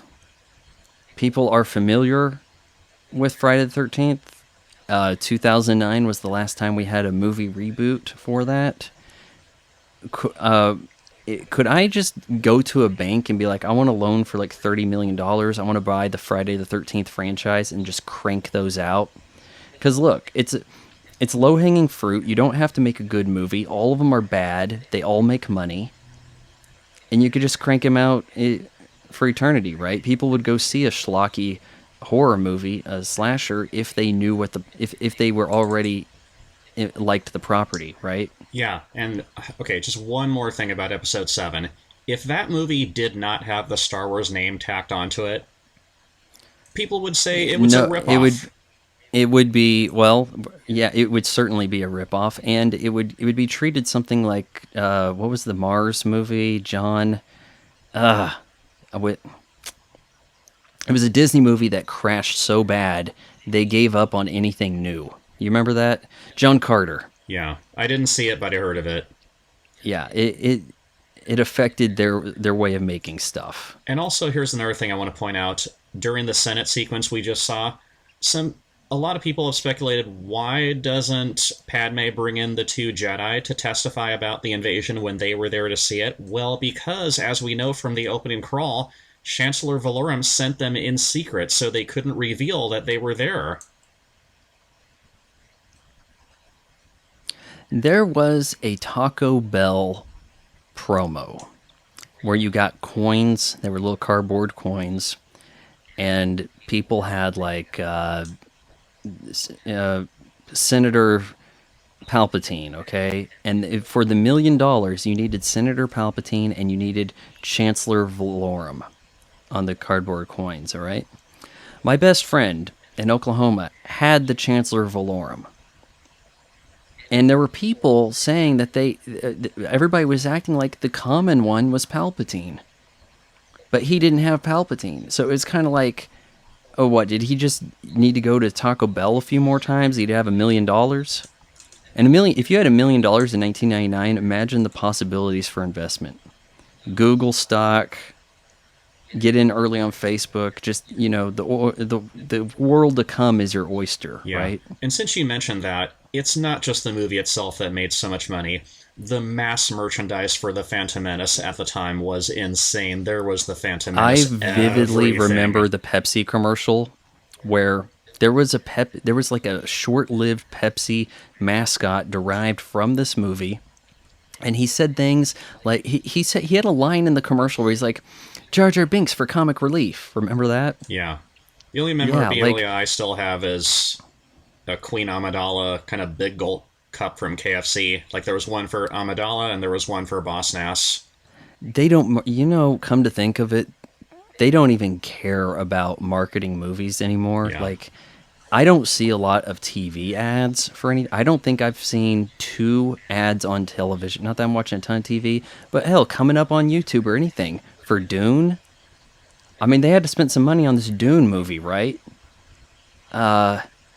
Where's the marketing? The 80s and 90s, they were putting whatever they could in a fast food meal with the buy the commemorative cups. Shit, I had like some kind of weird crystal glass of Two-Face from Batman Forever. And that was like a weekly thing. In the summer, everything had a huge promo. And now it's like, do people care anymore about the stuff coming out? How And I really feel like that they cook the books on how much any of this stuff makes, the revenue. I think that there is some shady practices there. Because how can movies be making $1 billion when nobody sees them? You know, those type of things. Captain Marvel, there no way Captain Marvel makes that money. Captain Marvel made money based on, hey, you have a movie theater and you want to have that new Star Wars, right? You want to have Episode 9 in your movie theater. Well, to do that, you have to book Captain Marvel in your biggest auditorium for 2 weeks. And if you don't do that, you don't get Star Wars. Oh, and by the way, those bookings need to sell out. So what they do is they then have a promo, a giveaway on the radio station. They just give away tickets and then count that as earnings so that they can get Star Wars. And that, folks. Of course, there's no evidence here. Hey, if we want to go by evidence, Biden won the election, right? Because there's no evidence saying he didn't. But I'm telling you, you can't find the evidence. They cook the books on Captain Marvel, and it's all because booking Star Wars. Disney has all the power. The movie theaters are doing what they can to try to stay in business. Okay, two things. How long has Anakin been in this chamber training with the Jedi? It's nighttime now. And Good grief. Mace A Windu just said long-ass something time. about go discover the identity of this attacker. Wait a minute. A little while ago, you said you would find that out. Mace Windu is deceptively incompetent, isn't he? Or slow to realize things. He doesn't I'm do not much sure. in this movie as he does in the next two. And neither does Obi-Wan, really, when I think about it. In fact, he complains a lot. Like, Master, why do I sense another pathetic life form? I have half the mind to think that Obi-Wan is kind of like the lead in the third movie. He seems to have a more prominent role than Anakin in that movie, and possibly in Episode 2. If not for the, kind of unpalatable falling in love sequences that eat up time. The explanation on the it would midichlorians really, right here. yeah, oh boy, yeah. Some things are best left a mystery. In Groundhog Day, that you don't know what is causing Bill Murray to repeat the days is better than having a lackluster explanation behind it. I would think that if that movie gave some kind of, oh, you actually hit your head and now, well, there's a sci-fi experiment, any other thing, it would not be as endearing of a film.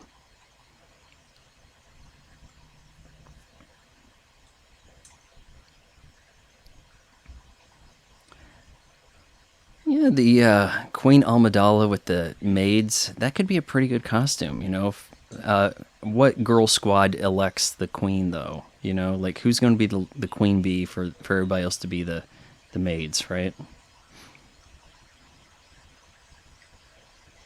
Jar Jar is happy we're getting off this planet. Okay, get back to the action now.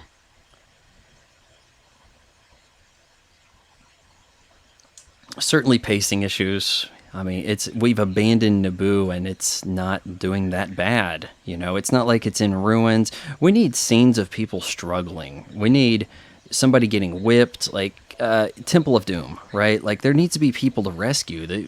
The people living there, we have no concept of how their daily life has changed. We never saw them to begin with. The only people we ever saw were the guards that we rescued from the droids, really. We have no idea what life is like in that city. We need to see some struggle, like some kind of something to motivate us to have to go back there and rescue the place. I don't know how they overlook that. I guess it's because George Lucas had such godlike power, such say, that no one would dare question him. That's exactly what it was. He had a bunch of You've yes seen men. those videos where people are like, I'm not sure if about that cut of the film. Like they're trying to say things, but they have to be careful. Yeah, they're listening to what George is telling them, but they have that look in their eyes like, we're not sure about this. Like they want to ask him, they want to say something, but at the same time they're afraid to speak up. But if he's Where signing do their they paychecks, land? I would There are too. trees everywhere. That was not a clearing. Huh.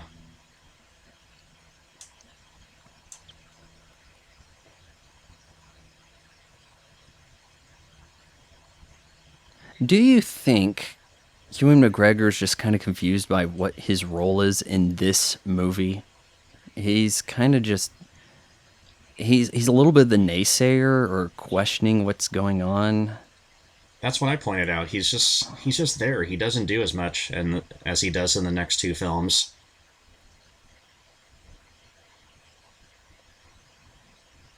Qui-Gon is kind of quick to say he's ready for the trials. You're a wiser man than me, all this stuff. Anakin does not get that support. It's, but I'm ready. No, you're not. You're a loser. Like, you're going to be evil. You know, it's like, why blame the kid for things he hasn't done yet? I think that's Keira Knightley right there.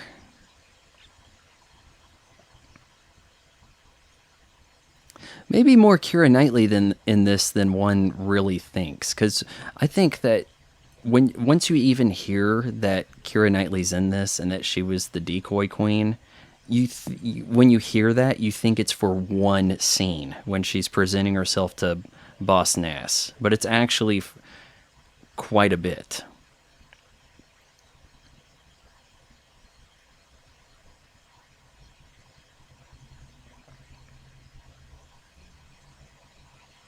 We Gungans who live underwater also train horse-type creatures to use. That makes sense, doesn't it?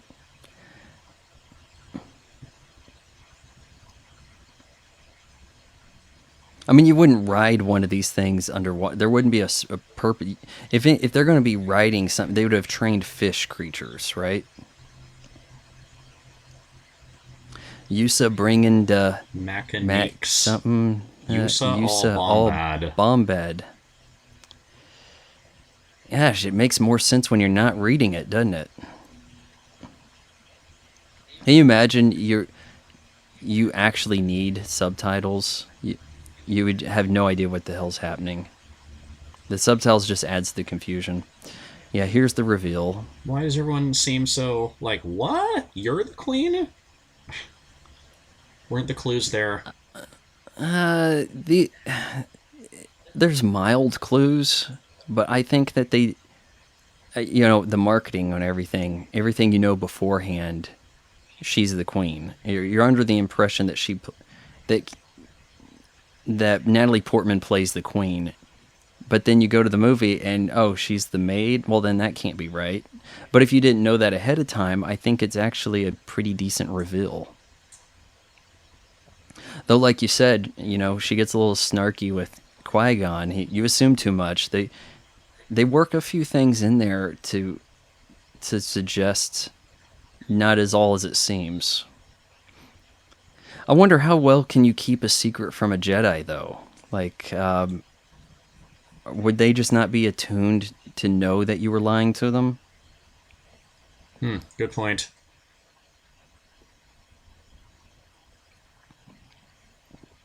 And now, why is he a comedic character? Yelping, We highly blubbering. value comedy and pratfalls down. Yeah, like, I mean, if our king is doing this stuff, then you'd have to think Jar Jar's like their greatest, hero, because he's always falling on his ass. Lord Maul. Yeah, okay. It's a simple costume. You get a lot of black robes, but now you have a difficult face painting job to do. And when they reveal his head, and I wonder if they addressed this, I'll have to look carefully. His horns on his head are kind of not the best application for them. They look like you can see the raised surface around them from where they stuck them on, instead of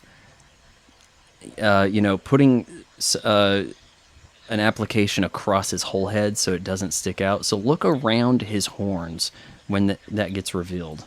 You're gonna make Jar Jar a general? Oh. Yeah, like I said, Well, he's got to be quite a hero to his people. Everybody's a doofus, and he's the biggest doofus. You would half expect something more out of the captain here, because he actually has a pretty decent amount of lines. He has about as many lines as Obi-Wan. So for him to be like actually the traitor or something, I think that would have worked. You know, somebody's given away our position. Who could it be?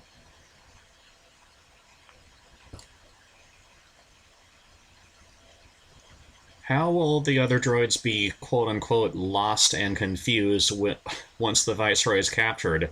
Aren't they programmed to do whatever they're programmed to do regardless? Is the Viceroy like the queen bee to these battle droids? Well, it's more like we want to capture the Viceroy, but we're also, actually more importantly, destroying their computer ship, and that's what shuts off the droids.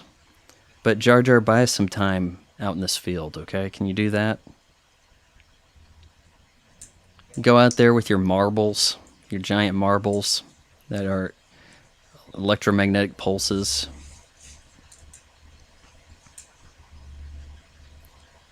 This is kind of goofy here. This Palpatine hologram walking thing. I don't care for that. Whatever this thing is, this makeshift spider bot. Also, we have revealed Ray Park's height here, haven't we? Like, I didn't really get the impression that these rather frail Asian knockoff guys were that tall. Well, are the actors really that tall? I don't know, but I mean, you know, as prominent as they are here, they're easily disregarded in the second film, and probably not even in the third. And right here, where the Gungans were on these, whatever these things are coming out of the fog, I remember that was the first shot we saw in the official the big trailer thing. Every also, saga has a beginning. You had that, and you also had the craft landing on the planet or going by the grass. I think it was like one of those fade to black transition shots you get common in trailers today. I think it's quite possible that the episode 1 trailer had a significant role in the way trailers are cut, because you ended up with a lot, mysterious. Here we go with the grass shot. This is what you saw in the trailer. Yeah, this too. Trailers these days is just, it's just a series of fades to black. It pisses me off. It's not worth watching trailers. You get so much more views on YouTube from trailer reactions than actually judging a finished product, because by the time something comes out, it's already old news. Or it's just all visuals to deceive you once you actually see the film. Yeah, people want to go see the trailer everybody's talking about. Instead, they see some asshole overreact to it. Why did they even bring Anakin? Tell him to find a safe place to hide and stay there when you're in the middle of a war zone. That makes sense. Not.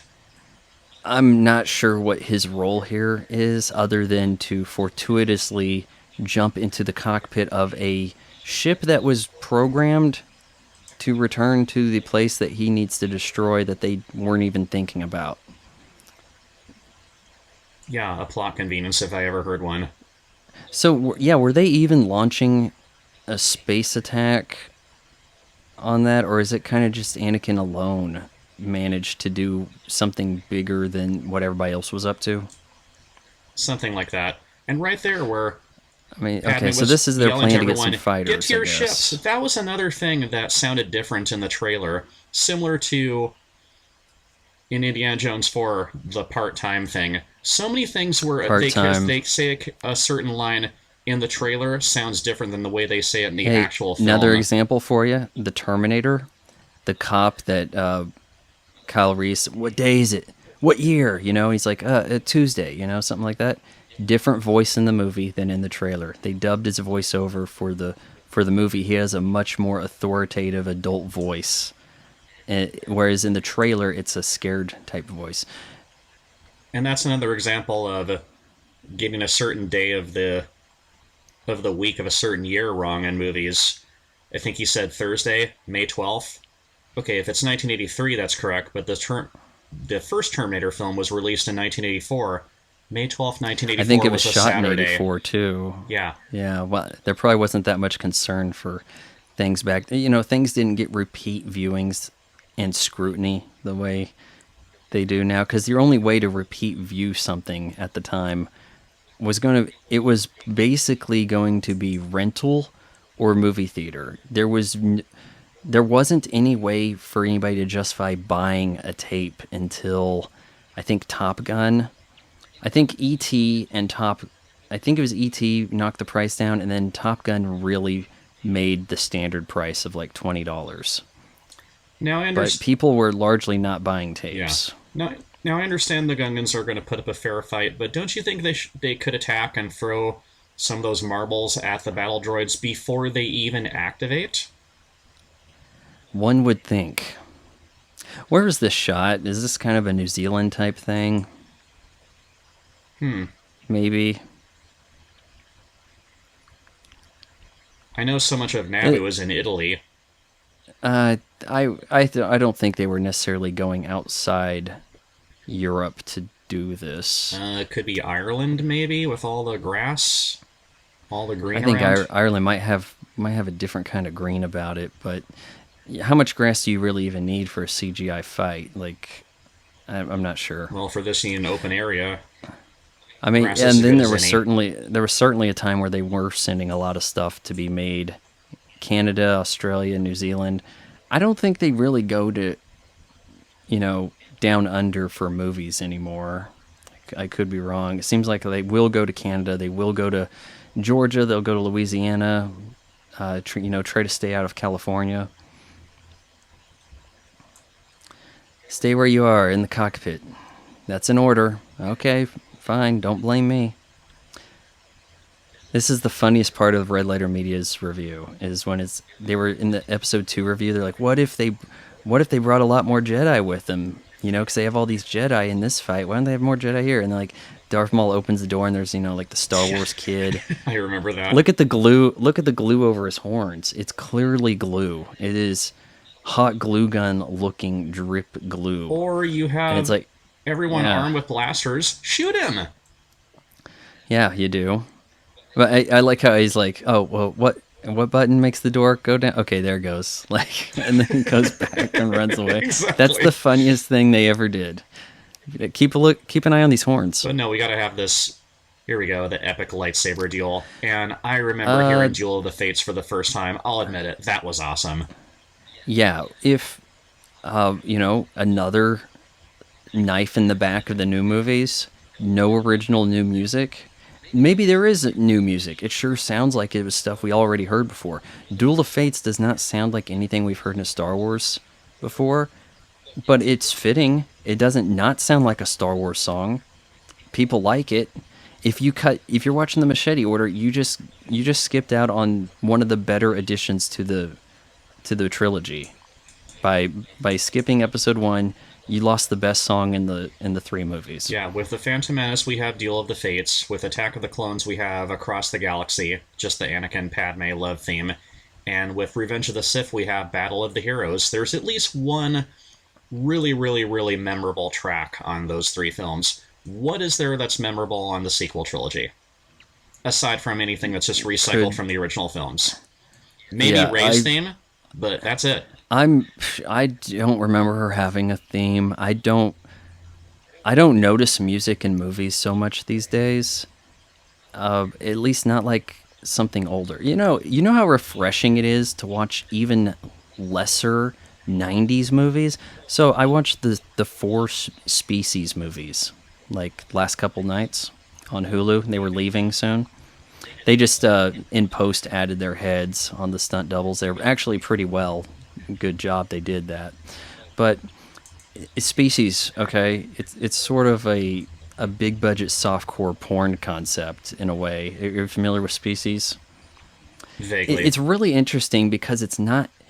Someone had pointed out it's not bad enough to be a cult classic. It doesn't have enough cheesiness to it or fun factor to be a cult classic, and therefore it's a completely forgotten franchise with 4 installments, 2 in theaters, 2 straight to video.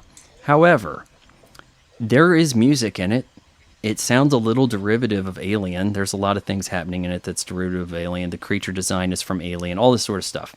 But it's refreshing because it's like, wow, we have scenes in a movie and it's not about the girl talking about how she's way better than all the men around here. Like, I mean, just little things like that. Just the lack of all the agenda pushing that you get in every movie now. It makes almost anything from the past seem refreshing, just by contrast.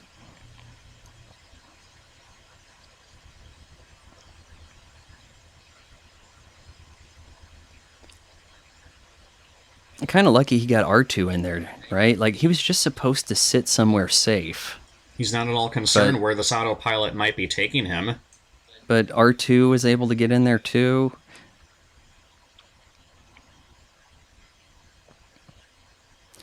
This is a nice looking battle. Like, at this time, you needed a lot of miniatures in your space battles still. Now there's no miniatures at all. No one builds miniatures. Miniatures are out of the question. But if you had computer instead of miniatures there, it would be noticeable.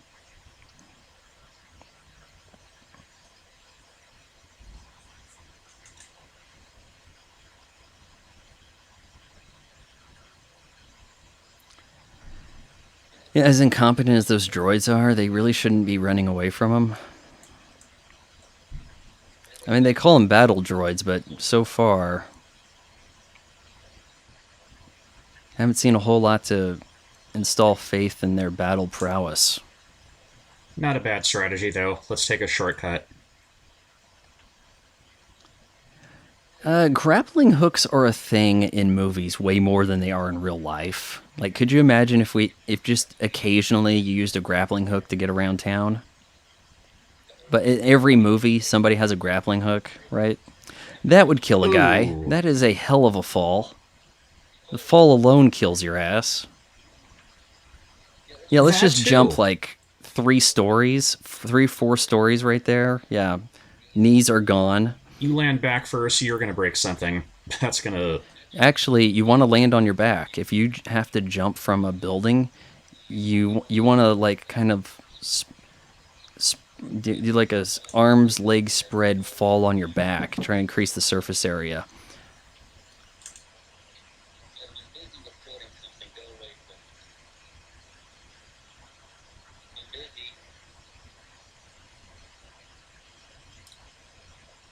Timeout. These Okay, energy so binders. yeah, this is kind of an odd sequence here where we have.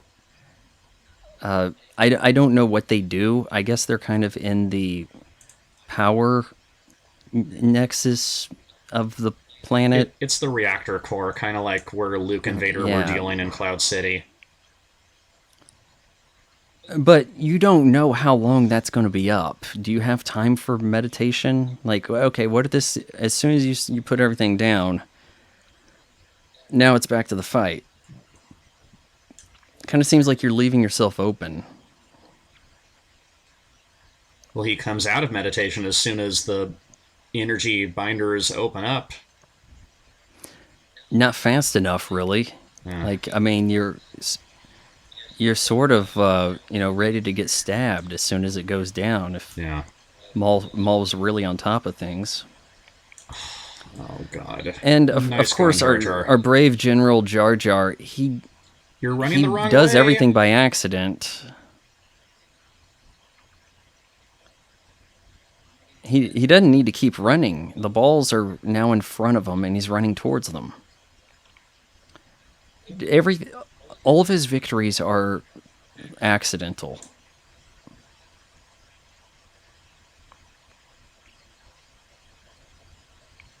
He doesn't even pull this off. He accidentally hits him with the glow marble.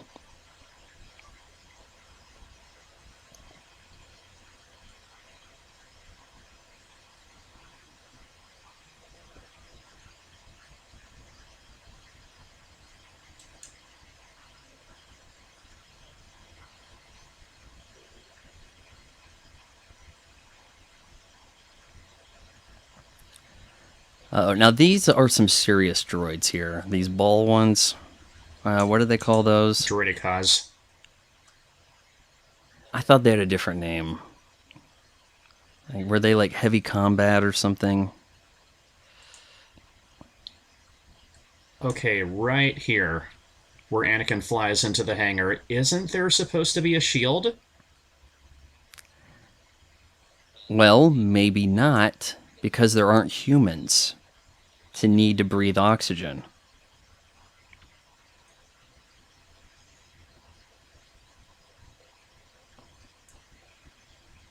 Oops, this is not good. Oh, you think? You're about to have droids come in, Anakin. You didn't just burn a bagel. Here we go. Yeah, Maul could have killed him. Came out of that awful fast. Unfortunately, now Obi-Wan's stuck. Oh no! But I can see the... Spoiler alert for anyone who very few hasn't seen There this is before. no spoilers. Yeah. Yeah, shoot. What are you Qui-Gon's doing done listening to for. us? Now, I can see how Obi-Wan would have blamed himself that he wasn't there to help defend Qui-Gon during this. That would have been a motivating factor. Keep Darth Maul around in all three films. Darth Maul is an embodiment of evil. We need an adversary we for just Qui-Gon. built him up, and then we took him away immediately. We just built this guy up to be quite a badass. And then it's like, no, never mind, right? But another weird thing, and this bothers me, especially with the way they end Episode 3, where it's like Yoda talking, I learned from a secret, whatever, you talk beyond death or something like that, right? And he's like, Qui-Gon, right? Like, Qui-Gon's been giving him information, or he's been having fireside chats with Qui-Gon's power ghost, right? We never saw him dissolve, like... he doesn't die the way Obi-Wan Kenobi and Yoda does. There's nothing to suggest that happens with him, right?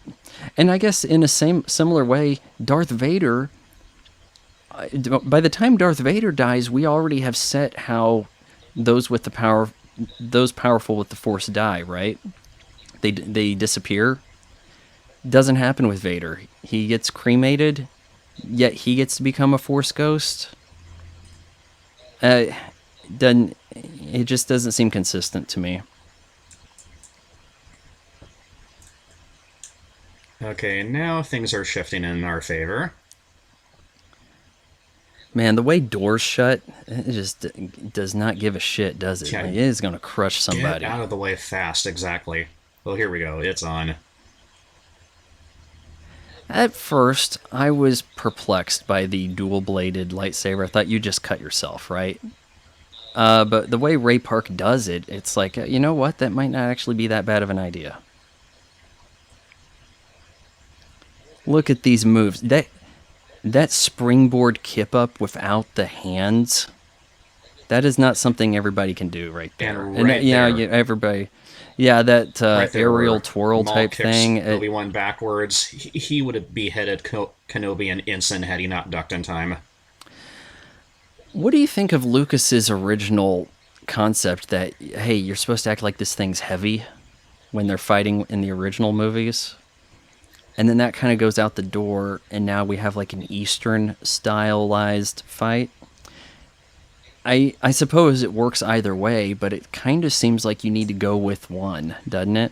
And then they sort of return to the old style with it's broadsword fighting in the sequel trilogy, disregarding the lighter kung fu speed. Everybody doing like the wushu stuff over here. The sequel trilogy disregards so much in an unforgivable way. But I was actually shocked that the sequel trilogy acknowledged anything from the prequel trilogy. It acknowledges very little, but I was shocked that it acknowledged anything at all. like I said, with this movie, or all three prequel movies, it's it's the Jedi when they were young and in their prime, so it made sense to have a faster and more energetic version of the lightsaber fights. Well, they had other Jedi to show them how to do stuff, to learn. And there certainly is a learning curve for Luke. There is no learning curve for Rey. She is all powerful from the get-go. But Luke doesn't do anything with the Force for, a while. He gets a lucky shot with the torpedo. He loses fights. He can make things. He can attract a lightsaber from ice. That's about it. Rey is kind of like, what can't I do at this point, right? She's got the powers of like Dr. Manhattan. Oh man, look at how close the Gungans were to everybody. Like they were damn close to getting executed right there, one would think, right? Not much of an explosion when the battleship blows up. It just the core of the thing just separates from it. Wouldn't the whole thing explode? Okay, right here. It could have sliced him, didn't. Ooh. Instead looked confused. But in episode Spray 3, of blood. what's that famous line? I have the high ground. Well, the high ground doesn't work. yeah, the high ground isn't always to your advantage. Case in point. I never bought that because they desperately needed a scene, and it had to be in episode 2 of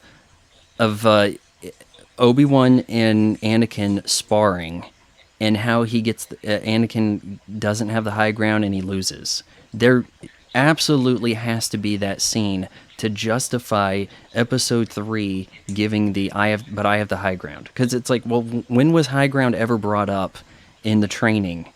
I never saw anything about it. And then people are like, oh, but it's common sense. If you're having a sword fight, you want to have the high ground. We're talking about lightsabers, dude. Like, what's to stop me from just cutting your feet off? Like, I don't get it. It needs to have been brought up in order to circle back to it. Okay, we won't see Maul again, unfortunately. Not in the movies. They should have kept him around in all 3. Oh yeah, no one dresses up as Count Dooku, right? I'm guaranteed to have kids dressed up as Darth Maul tomorrow, trick or treating. Looking a little blonde there on Kenobi, right? Like his hair looking a little light. Maybe the color correction there as they tried to work the green screen, something got off. Oh, meme line coming up here. We will watch your career with great interest. I'll bet you will, Palpatine. I'll bet you will. Check out these guards with the, I don't know what, feather thing going. Looking a little Centurion. What became of Chancellor Valorum? On the left there is Ben Burt, the sound designer.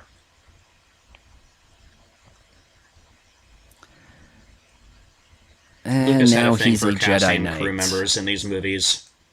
Look at this nonsense. Confer on you the Jedi Knight the council has? Where's the council? It looks like I'm doing this in secret.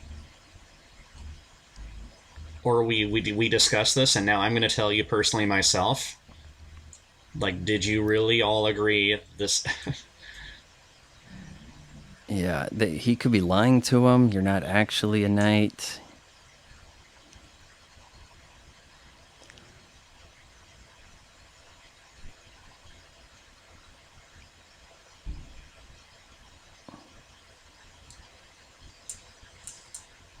And so you have to take on the boy to train.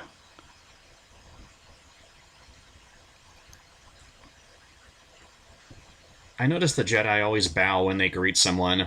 It's their way of a handshake, I suppose. And here we have the funeral, and in attendance, the new chancellor. And it's like, but Samuel Jackson's got one of those lines. I fear that this may not be over. Then like the camera pans over, and that's really when you're supposed to understand that that's the Phantom Menace. They've granted me permission to train you.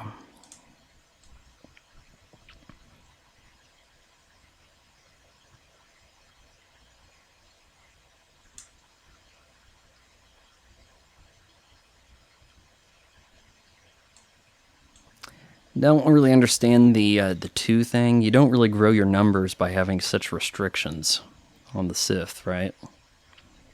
Unless it's every master also has an apprentice, not just there's only ever 2, period. Well, there's a master and an apprentice in any scenario, but there's surely more than just the master and the apprentice. I've been told it's actually, no, there can only be 2, period. Like in the whole order, which kind of seems like you'd be quickly defeated. So we got our big celebration here. We won. Victory at last. Peace at Tell me last in the galaxy. the No, Gungans are not quite. over there. The Gungans are over there doing the step dancing. Like we're definitely making them out to be the black tribe over here. Anakin got a haircut. Now he has more formal robes. Robes are really in across the galaxy.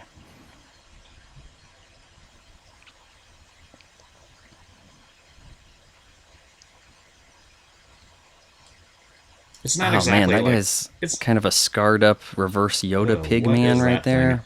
It's not exactly like the Yeah. end of New Hope, everyone getting their medals. Oh well, it's similar. It's Well, similar. I mean, they achieved a thing, and I get it. And now you got the glow marble that doesn't explode. Peace at last. It's fitting. Like we've kind of united the water dwellers with the surface dwellers, right? And then we have the grin. You kind of grin at R2, even though R2's not doing the dance that sparked the grin in the first movie. Written and directed by George Lucas. That you put that up when you're really proud, right? You bam, right there, Fred. Written and directed. Executive producer, 1 man. It doesn't say 3 different people. You know, there are not a lot of producer credits, right? Give us your closing thoughts. I like I said, it took me repeated viewings to really, appreciate this film more and more. It is what it is. There's enough going on to keep me entertained. So I'll be nice and give Episode 1, The Phantom Menace, a 7 out of 10. I don't hate the movie. I would say it's a little better than that. It's decent. There's enough going on to keep me entertained. Yeah, but this is at its to me the core- best of. This is the best of the outside the original 3 Star Wars films. Yeah. At its core, And- originality yeah. always beats rehash. And at least it did its own Certainly. thing. Oh, it does its And own thing to visually, the the nines. film is like beautiful. they. I mean, shoot, if you want to just look at. All we really saw there was ending with a bit of a celebration, right? A little parade of award ceremony. There's not a whole lot in here that's you could say, oh, that's just like Star Wars. That's just like Return of the Jedi. Not so much, right? Yeah, maybe there are similar things here and there. But, Visual effects supervisor Dennis Murin. but the story Man, you want to see itself is a different. guy's CV on IMDb. Man, look at that guy. And that's our movie, guys. Thanks for watching. I think at some point we'll be talking about episode 2 and 3.